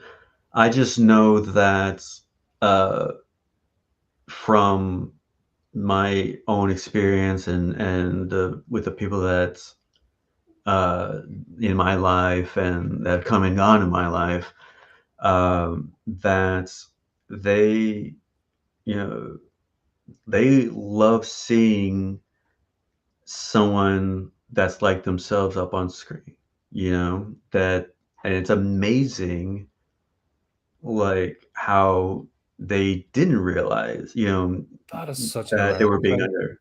Excuse me? That is such an American thing. It is. So, yeah, It's most likely. very I don't know. strange. I've always said I don't need to see a middle-aged fat bloke on the screen. I go to watch movies not to see middle-aged fat blokes. Thank you very much. I don't need to see myself. Yeah. And there's an audience out here that does, though, that do, um, like the girls I worked with, these young ladies, um, they work so hard, and they were just listening to like the reactions, and um, again, it's just about building people up, and a lot of people will say, "Oh, yeah, I can never do this," and da da da da. I was like, I don't want to hear that. I want to, what do you want to do so you can do it? And Yeah, but that's completely different. The it is completely, representation, yeah, that's yeah, normal humanity, and that's being just a decent human being, right, right, and right, being a yeah. creative, you want to lift others up. That's normal. If you don't want to lift others up, then you're insecure. Hmm. If you're a fully functioning human being, that's just normal. I just have a problem with that word because it becomes so corrupted and it's become the opposite of what it means, It you has know, gone too far. and it has That I created the agree with. worst creature in movies, the girl boss. That is antithetical to any sort of empowerment. It's actually revolts. People just go, oh God, and instantly switch off. Where that's one thing the horror genre's always done is break boundaries, and not giving a shit. And Right. even when it come to playing with For sure. stereotypes, it's Oh, had fun yeah, with yeah, it yeah. and been Yeah, self-aware. definitely. I definitely it's certainly, like, I didn't want it to be like, I'm just uh, concerned if that's a a a self-conscious thing. character Is that that comes in, people "I am strong," just independently. No, no, no. They are still the characters who they are still, like I didn't feel that honestly strong when I characters, watched they're female, da, da, da, da, right. I didn't feel And that. If I had felt that, trust me, you would have heard about it because I'd be like, yeah. "What the fuck is this?" No doubt. I saw a Yeah. family. I saw a family, and just which are Yeah. illegal now. Apparently, people don't like family units; they're illegal unless it's a It's blended family. That's the fucking trope or something. It has to be like six I families just into make one. films. Yeah, I just You want know, fucking films. there's Yeah, nothing yeah, wrong I with just it, want just the hero's journey. It could be a young boy, young girl, whatever. It doesn't matter. As long as there's a story, that's what people have forgotten. Once that word representation comes in, it becomes something else. It becomes twisted. You know, I would because then it I usually would doesn't go warn you. into it doesn't represent right, yeah. I would say It be cautious with that because that's when you start getting into virtue signaling and box ticking, and yeah, then you don't be a creative anymore. And guess what? If you're creative, you're going to annoy people. And there's some people that are just born to be annoyed. That's their whole mentality. And you'll yeah, never please them. It'll never be enough yeah, because they don't want to be pleased. They want to be angry. They want to be pissed off all the time because that's the only thing that gives them meaning. Like the naysayers, they don't want to create, they don't want to, but they don't want you to do it either because it shows them up. You know, that's their whole. It's yeah, poisonous. for sure. I've always liked strong female, uh, protagonists anyway, or any You strong like female horror lead. genre and not like it. Excuse me? You can't be a horror fan and not like strong women. You go, Precisely. you know what I mean? That's what I always laugh at. It's these friggin' Muppets from 2010 onwards have come up with all this shit, but the horror genre has always been ahead of the curve. Yeah. Yeah, you're right. And once again, it's a nerd thing. We don't give a shit. If you like what we like, you're welcome. But if you're Mm, coming in with this baggage of the normie world, whatever their mm, trend is at the moment, because guaranteed 5, 10 years time, that won't be the trend anymore because it's not cool anymore. It'll be something else. And they'll continue stabbing each other in the back because that's the way they fucking get on, and it annoys right. me. Mm, Um, yeah. we're horror fans and horror creators. We're better than that. I No, would just oh, remember we are absolutely. the freaks and weirdos that in the 80s were getting friggin' hounded out by Right. during the Satanic Panic, you know what I mean? And once again, we're getting hounded out by the woke squad. It's the same friggin' people. They're Mhm. arseholes, and it doesn't matter what label they have. And if you Yeah. start using their language and their terms, and we did a whole thing on the morality in horror, a whole chat about it, and where horror's always had a moral message, so the people that try to say, if you're a horror fan, you're evil and sadistic and this and that, it's like, piss off. Right, right. The horror genre has always been a warning not to friggin' read the book bound in human flesh, written in human blood, or you don't do that. You don't read out the incantation out loud, because that's how you summon the demon. That's the instructions. You don't read it. What I mean? It's like these are the same people who say that video games lead to violent Yeah, children. Yeah. And yeah, it's their own like consensus, and that's why horror fans are the best because you can talk to them and all speak the same language when it comes to being fans of horror, and we know, yes, it's not real. I go to see the movie to escape my fucking yeah. life. We have also covered censorship in horror and highly sensitive people in horror. Not nice topics, but it's the Yeah, same people that want a virtue signal. They're the ones that try to shut horror down. First of all, by censoring it. Oh, you can't use this word. You can't use the word mad. You can't use blah blah blah. And it's like, fucking. That's the whole point of horror is that when things go wrong, not when it goes right. That's what horror to represents. be So yes, it is somebody uncomfortable. going Yeah, mad. It is somebody going psychotic. It is somebody losing the plot because that's part of uh, the story being told is how not to get there and also how to survive it. When we talk about highly sensitive people, it's those ones that can we change this? Can we change that? That's a bit extreme, isn't it? Blah, blah, like you can't kill this person because they tick this box. You right. know what I mean? And it's like, it's a fucking slasher. Who gives a shit? But that's Yeah, the whole point. And if somebody, doesn't matter what they are, pink, purple, blue, pink, whatever, right. if it's a good kill, it's a good kill.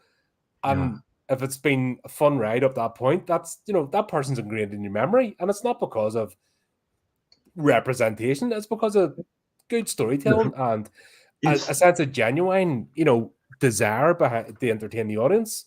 right. It That's is. the route Hollywood's went down, and that's why they're a big pile of donkey dick, because Yeah. that's all they do. Look at this person. You can't criticize this movie because I've ticked this box, and fucking, Oh my you fucking can't say lord. against it. It's like, Do you know how many people I had to fight about the all-female Ghostbusters movie? I still haven't watched Um, it. Don't bother. And No, I don't it's intend to, trust me. yeah. It's the same as we're talking about The Exorcist. I will not watch Exorcist Believer. David It, Gordon Green can go fuck himself and fall off the nearest man, cliff. no doubt. I Twat. couldn't agree more. When was the last? I I no, I kind of want to talk. I'll throw this out there Do because it. like I said, I love That's what we're here Exorcist. for. Let's go. It's probably the best possession film, you know, of all time, and anyone else it just can't or imitators. The Exorcist 3 Should is a have been The deserving Exorcist too. Would you sequel. agree to that? Absolutely. Yes, yes, sir. Absolutely. And it's so deserving to be right next to the first one. Um, and so since I've been trying to think of like, Friedkin did I both. watch That's because these Friedkin possession did both those films. movies. Beg your pardon? Friedkin directed both those movies, so he had the same Yeah. vision and wanted to carry on the story. And it's so beautifully done. The actors, George C. Scott and oh gosh. Anyway, anyhow, I've been trying to think of what other good possession movies are out there. The first one that came to mind was Stigmata. Hmm. Um, I Oh, don't I know haven't how seen you that. Had it. beg I your have not pardon? seen that in years. In years, yeah. I need Yeah, God, I need to likewise, revisit it. somebody put it on, and I'm like, gosh, this movie was really good. Like, I really liked it. It was never seen anything like it before. Um, uh, I wish I could remember the ending, but it was, and of course, it hit home with me with the whole past Catholic trauma shit, whatever. Um, and anyway, so that's I guess what I'm asking you is what are some of your favorite possessed possessed movies out Um, there? well, obviously, The Exorcist first and foremost. Horror comedy.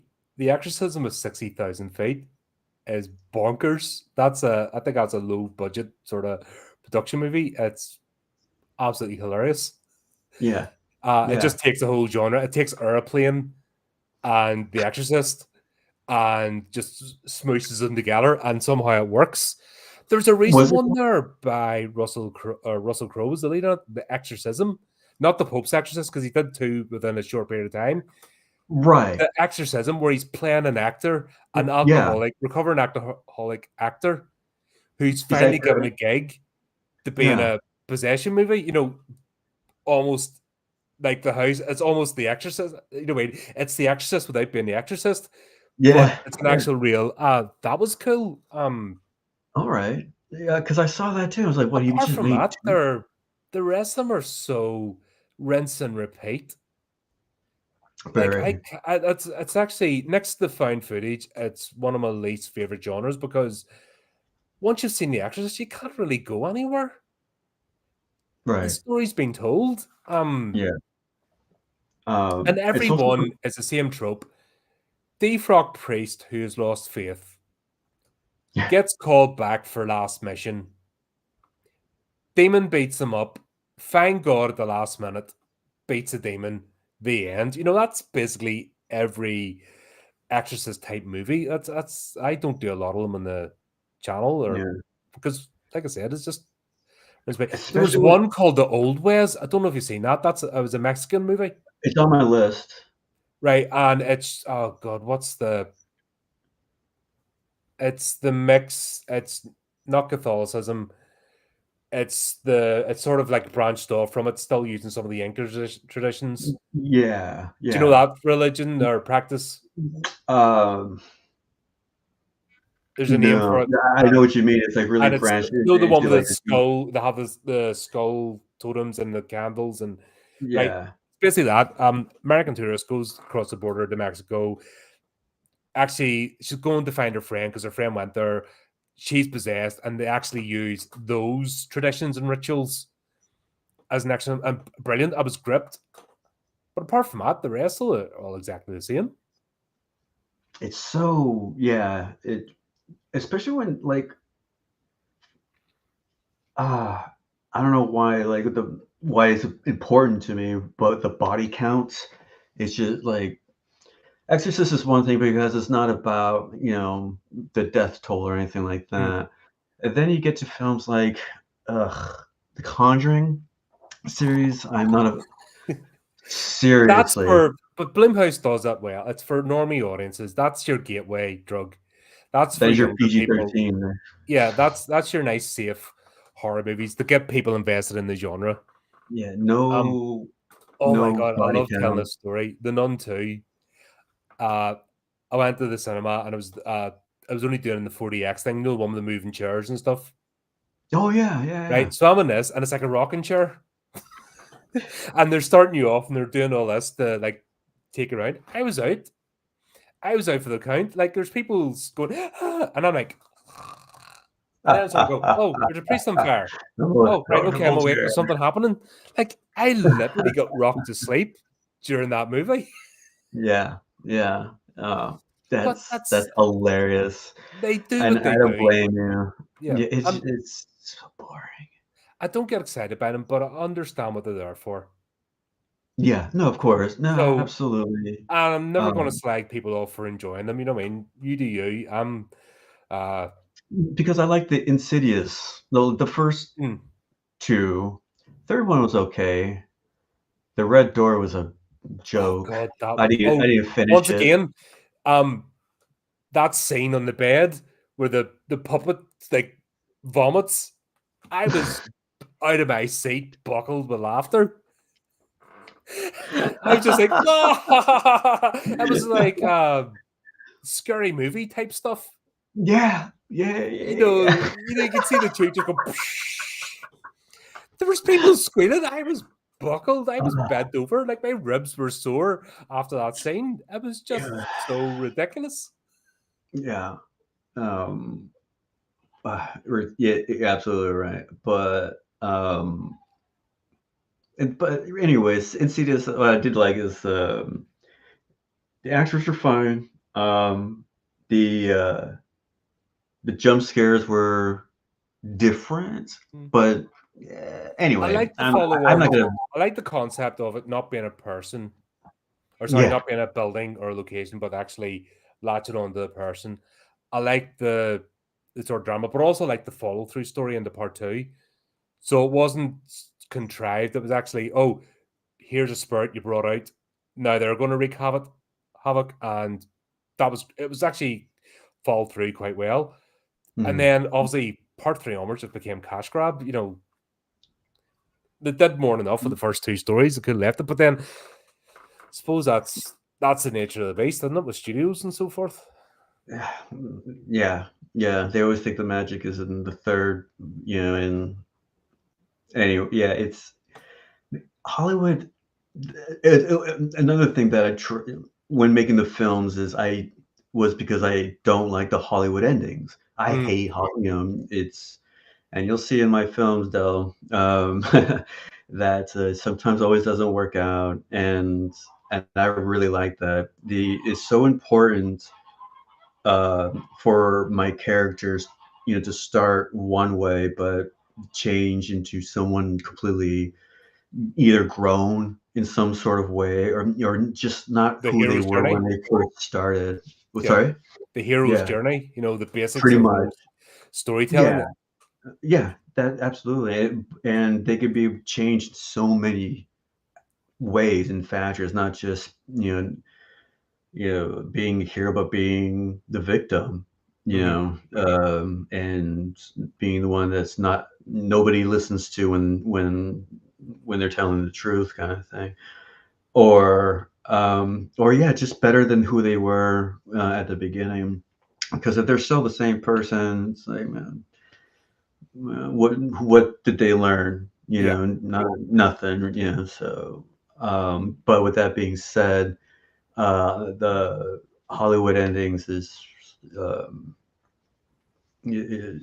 that I'm trying to think of. There's some wild movies like I don't know if it pertains to the movie Logan. I don't know the Logan movie. Oh, superhero stuff. Yeah, Yeah, I it's I that only was bring it up as an example yeah. because of the ending. Like I'm glad, like in that form, it deserved to be, like Suppose the that. story arc. They weren't afraid to. uh, finish off the character, let them finish that storyline in dignity. Yeah. Yeah, yeah, yeah. And also, unless they're a zombie, keep your characters dead. You know, I it's such lazy writing if even though there might be a no, a technicality in my first film, but I can explain that. But when the characters are dead, they should stay dead, and not. I don't know. I wish I could think of an example like that. I don't that how it doesn't work and how it does work. I can't think of anything right now. Well, the superhero genre, just the superhero genre for a start, nobody Uh, uh, actually really dies. And if they do it, they'll do an alternative timeline or they'll time travel. There's that's some there's contrived, or there'll be some magical bullshit device that'll bring them back. well, how And many then you've times does no Jason have to die before put that motherfucker down? Or uh, I don't know. Like I can superheroes. I don't even superhero. I think like in Hollywood in general or in movie writing, um, like I don't know, like Gandalf should have stayed dead, like, and maybe like Chucky or something like that. And it's not like they're not great characters and they don't deserve their franchise or anything.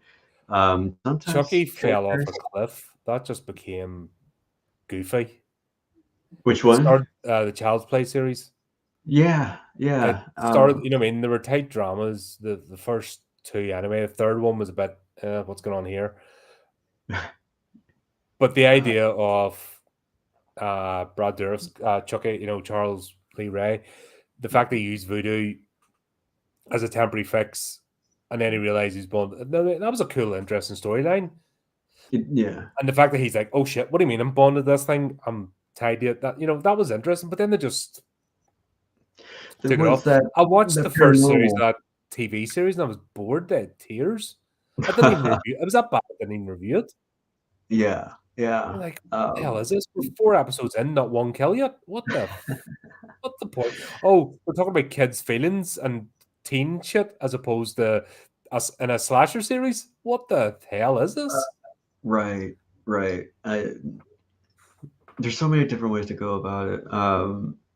And yeah, I guess I'm just keep coming back to like the movies with the best kill count. And I'm sorry, Del, for breaking your heart about Gandalf. I'm glad he came back. Yes. Well, it was part of the journey. Don't forget back then. That was a Yeah. whole. He didn't come back as Obviously, he went from Gandalf the Grey to Gandalf the White. It was a different entity. It was a transformation, a passing through. It was all. A lot of it was Alex. I get it. So you can do that once, it makes sense. I'm just But when sorry. it's you can do that once in a story when it makes sense. But Yeah. if every character came back, like if Boromir came back, I am now Boromir the Trustful. That would have been stupid. One character that can I'm kind of circling back to is the Nightmare Before, excuse me, Nightmare on Elm Street Hmm. and But Freddy Krueger because that Freddy was my Krueger's a demon. yeah He he's became my favorite Yeah, he my transformed into a demon. You go-to. don't kill a demon, you banish a demon. The demon's always going to come back. It's Yeah, that unrelenting battle, isn't it? yeah, Like if you've got personal demons, you don't destroy them, you banish them, but they're always there. And I think yeah, people, and it's sort of an allegory for that. absolutely. Dale mentioned Jason there, well, they couldn't figure out what the hell Jason was for about 4 movies. It took them 4 movies to figure out what the hell they were doing with Jason. Let's be honest. He's got mama issues, I think, and Halloween, but so they couldn't figure out Michael Myers. They had him human 1 minute, supernatural the next, human 1 minute. They couldn't make up their mind there. right, they And couldn't, then yeah, David especially Gordon with Green the got involved and just completely destroyed the paranormal, franchise.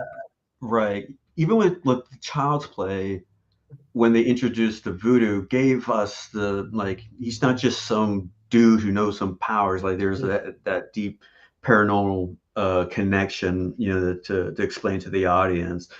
I didn't really get that with Mike Myers. He's just, you can't kill him. Jason,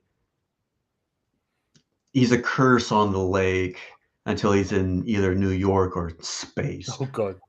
Uh, No, that is good, goofy fun. Do not slag off Jason X. That was fun. I love 10. No, That no, no. did what it was meant to Jason 10 was do. fucking great. No, Hush thy mouth. We will have no blasphemy in this channel. Thank you very much. I could. But my main dude is Freddy Krueger. You're right. The audience can relate between good and evil, and with like The Exorcist, Nightmare Elm Street shows that evil exists, but it can be banished by good. Mhm. Um, I have a buddy who worked on the Nightmare Before. I keep saying that. Excuse me. On the Freddy movies. It's It's because it's that time of year. Yeah, yeah, This is absolutely. Halloween, Halloween, And, Halloween. are you gonna get me into it? um, but he was the special effects production designer, Nick Strawn, and he has a book out called Behind the Screams, and it tells about his stories working on that franchise, um, and just and he's a wild man. I love Nick Strawn,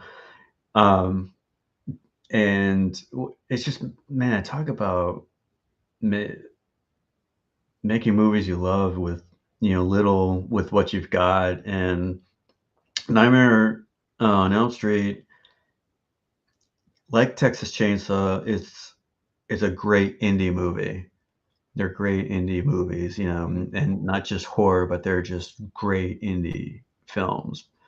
Um, and so, yeah, God, 40 years, huh? Yep. Six. Oh, Jesus. Yeah. No wonder that explains a lot of my It's a problems. shame they didn't have a strong female character in that. Nightmare on Elm Street, such a shame. It was just all misogynistic, wasn't Well, it? have you watched the second one? That one has a whole different type of message and representation. That's Oh, that was so much fun. Yeah, like I said, I'm working with Way. We've got on the 16th of November for the 40th anniversary, Freddy Krueger in film. And like I said, I've been going through, taking my notes. yeah, Nor movies doing the TV show and all that kind of stuff. And yeah, it's going to be a proper nerd fest. But yeah. yeah, number two is an interesting one. And some of the decisions they make with some of the characters, like you wouldn't do that. That's illegal. That's going to get you in trouble.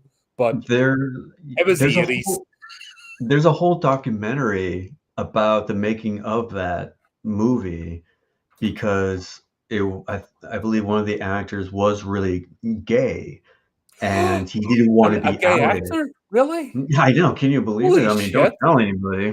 Oh, really? Turn the internet off. um, God. That's but why I he, laugh. Honestly, see people at Virtue Signal, that's why I friggin' laugh at them. yeah. Honestly. And I don't box tick for this channel. And anybody that says, do you have this? I just tell them to piss off because it doesn't matter. Oh, That's for it. sure. Yeah. Because it's all about person to person. I I've just never remember him. I've never invited anybody on the show. It really gets contrived when I see YouTube channels and horror. This is such and such a month. This is such and such a week. We're only going to talk to these people. It's like, fuck right Uh, off with that shit. You right, right. condescending twat. Yeah. It You're was, fucking just talking to somebody because I happen to tick the box that week. And I'll be the one called the alt-right istophobe. It's like, get the fuck. Fucking ram it no, up your hoop. That is proper only seeing people because of their uh immutable characteristics, not as a yeah, person. That is bullshit. yeah, yeah, yeah. It's absolutely wild. I just remember the story though, and like he uh, traumatized him, and fuck, what was it? Anyway, Nightmare on Elm the Street 2 second one traumatized was me. yeah, but I saw it and I was like, oh, I can see. I was like 8 years Imagine old. working on that set and having to, what's that? I was like 8 years old when I watched it. Uh, Oh yeah, yeah. And now it's just anyway. Thank God for the third one. The third one again. I love the third one because I guess it's very sentimental at the same time for me.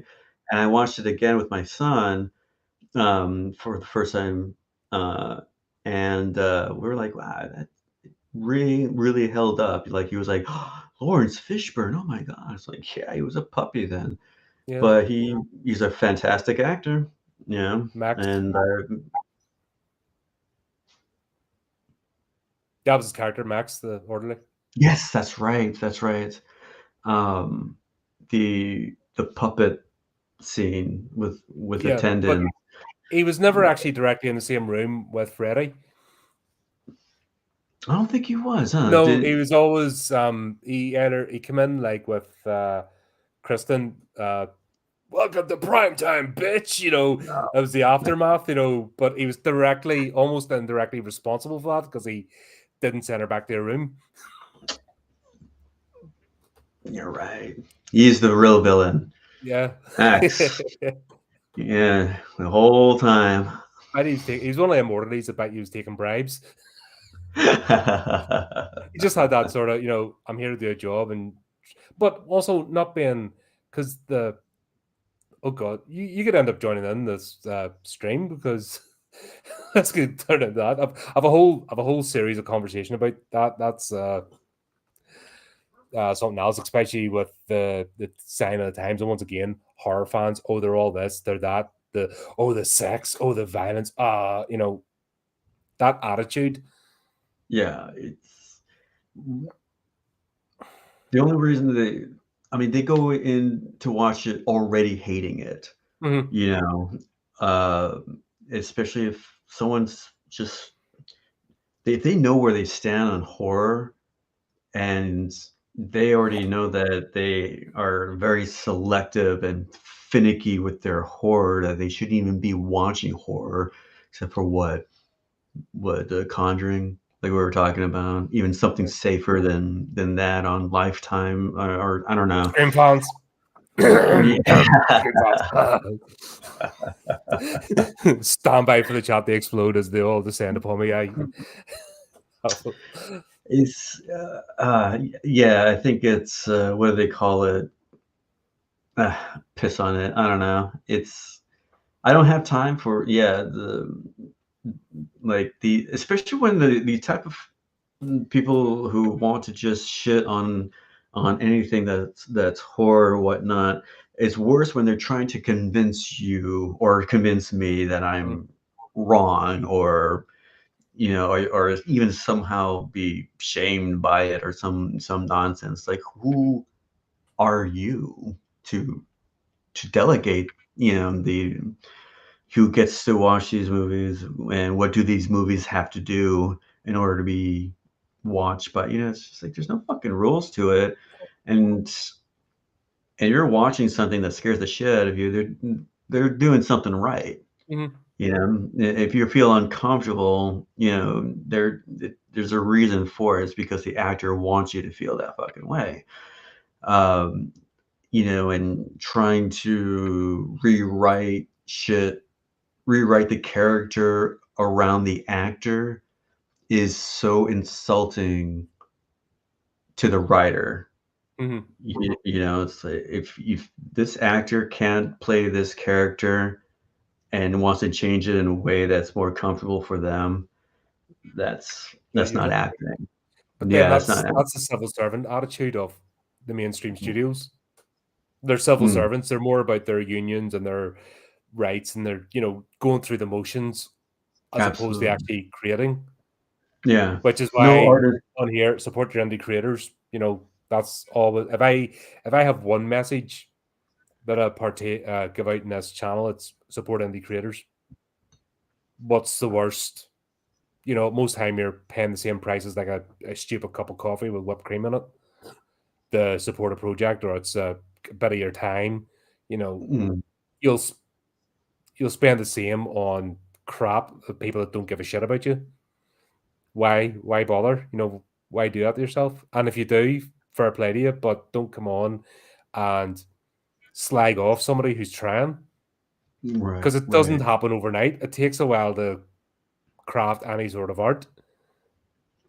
I invite people to look at the first year of this channel, and some of the streams are horrendous, just with learning how to do it.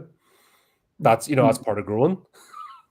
yeah, absolutely. And yeah, just especially without the expectation with Hollywood and anything really in mainstream comic book industry as well.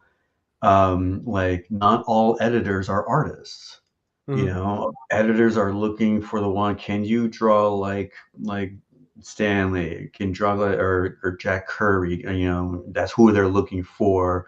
Because that's what's selling. They don't give a shit about artistic integrity Mhm. or anything like that. It is about mass publication and the artists get shit on, especially the writers all the time, especially like people, credit Stan Lee so much, but he has to remind them whilst he was alive. He reminded everybody like it wasn't just me though. Mhm. I had a whole team working around clock in order for us to put this together. I'm just in the Stan Lee making business. I'm to sell my Marvel comics that has been made by not just me, but everyone, around. And then you have Hollywood where they'll take an IP, um, put it out there, make millions of dollars without mentioning who actually created them. Mhm. They just erase their history just like that. And those, there's artists are watching their creation getting so popular, and all they got was like one check and a thank you, if that. They don't take care of them afterwards. They don't Oh, provide I'll use help. that Speak No Evil example. Yeah. That's a dark. It's been a long time since a movie actually gets me and goes, oh, and that movie did, and there Mm. was no reason to remake it. Yeah. For a start, Yeah. it's not a language barrier because you've got a Dutch and a Danish family, so they speak Dutch, speak Danish, but they use English as the Babel fish.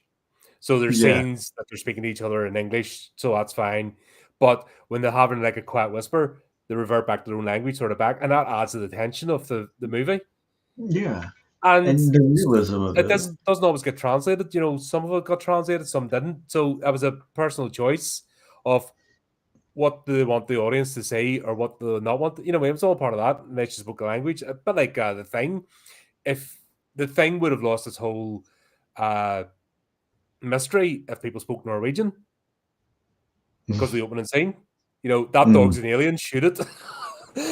Or something to that effect, is what they said. But, Yes. you know, um, that's cool, but there was no reason to remake that movie. And then what's that idiot, fucking Scottish fella, James McAvoy? I Yeah. I embrace my toxic masculinity to play that role. Like, fuck off, you dickhead. You twat. You're just regurgitating the words, the fucking buzzwords that you think people want to hear. You silly Mm. bastard. You're Yeah. that was the story itself's actually a lot deeper. Check out the Yeah. review, folks, on the channel, by the way. Mm. But yeah, there's a whole lot going on, and it's more about uh, how somebody can dazzle somebody else. With the glamour. Yeah. Should that be super confidence? Should it be ability? Looking like they have the perfect life?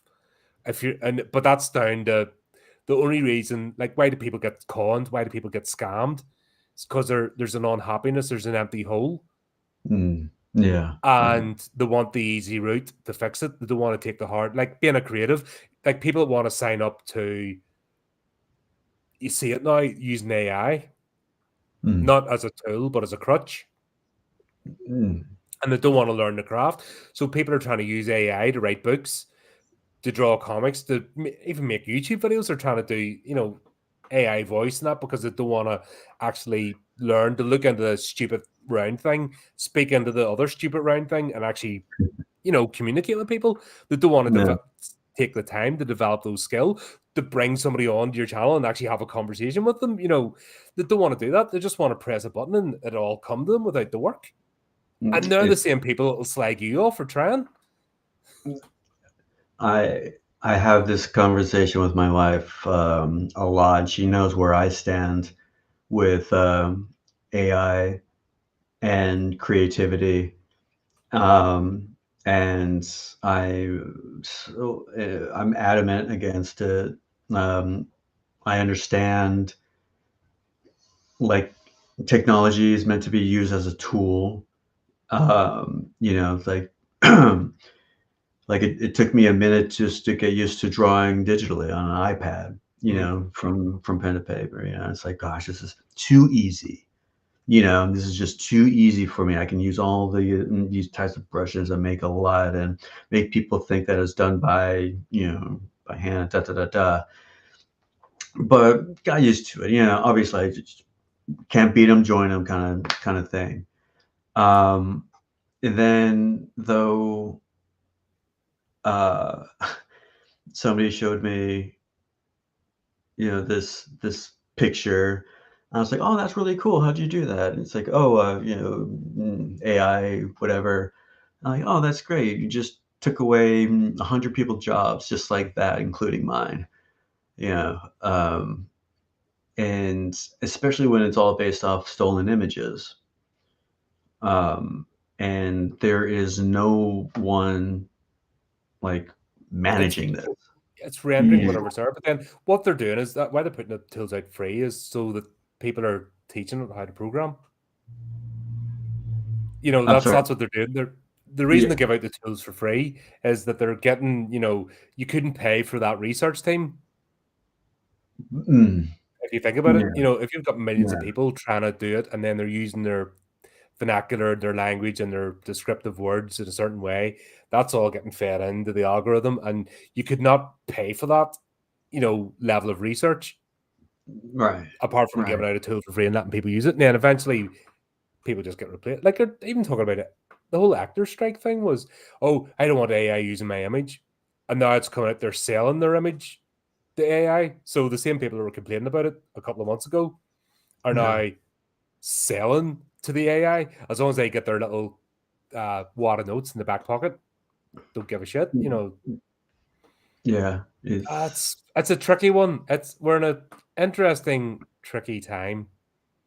You're right. Right, right, right. It's my my wife, she was like, I made this, and she said she wrote this thing, and she read it, and I was like, wow, that was really cool. Mhm. You really need to.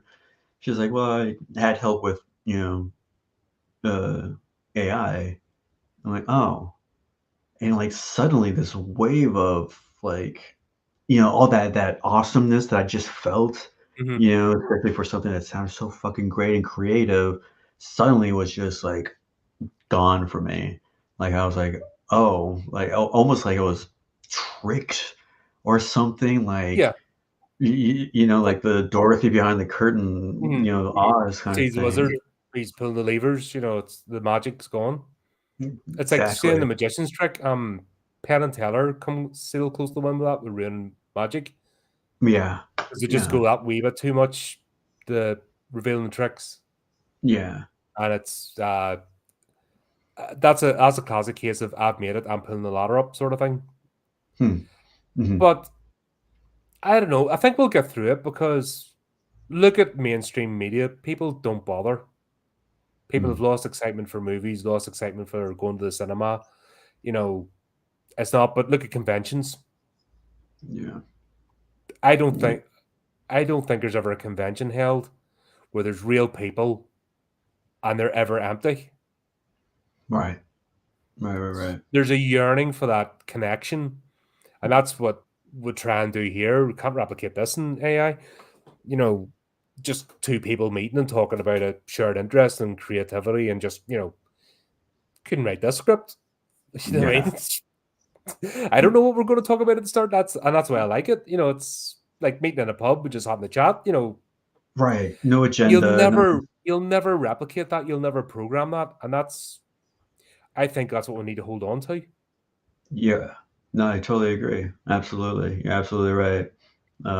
Is about bringing a community together that want to not live, or experience life behind the computer, Mm. and not you. Um, but yeah, it's. I'm keeping a really sharp eye on AI art right now, and um, because I'm starting to, see something. I was like, oh wow, that looks really good, and yes, it does look like AI, and so I don't know how to, like, who do I congratulate on that? Right. Once again, it's back to making the connections. Yeah. It's back to, here's what I've produced, and you can talk to somebody about it. And Mm, only you will have your life experiences that's translated into your art. right. That's your journey, and you can't program that. You can have a facsimile, you can have something similar, but you'll never actually create every nuance, every breath.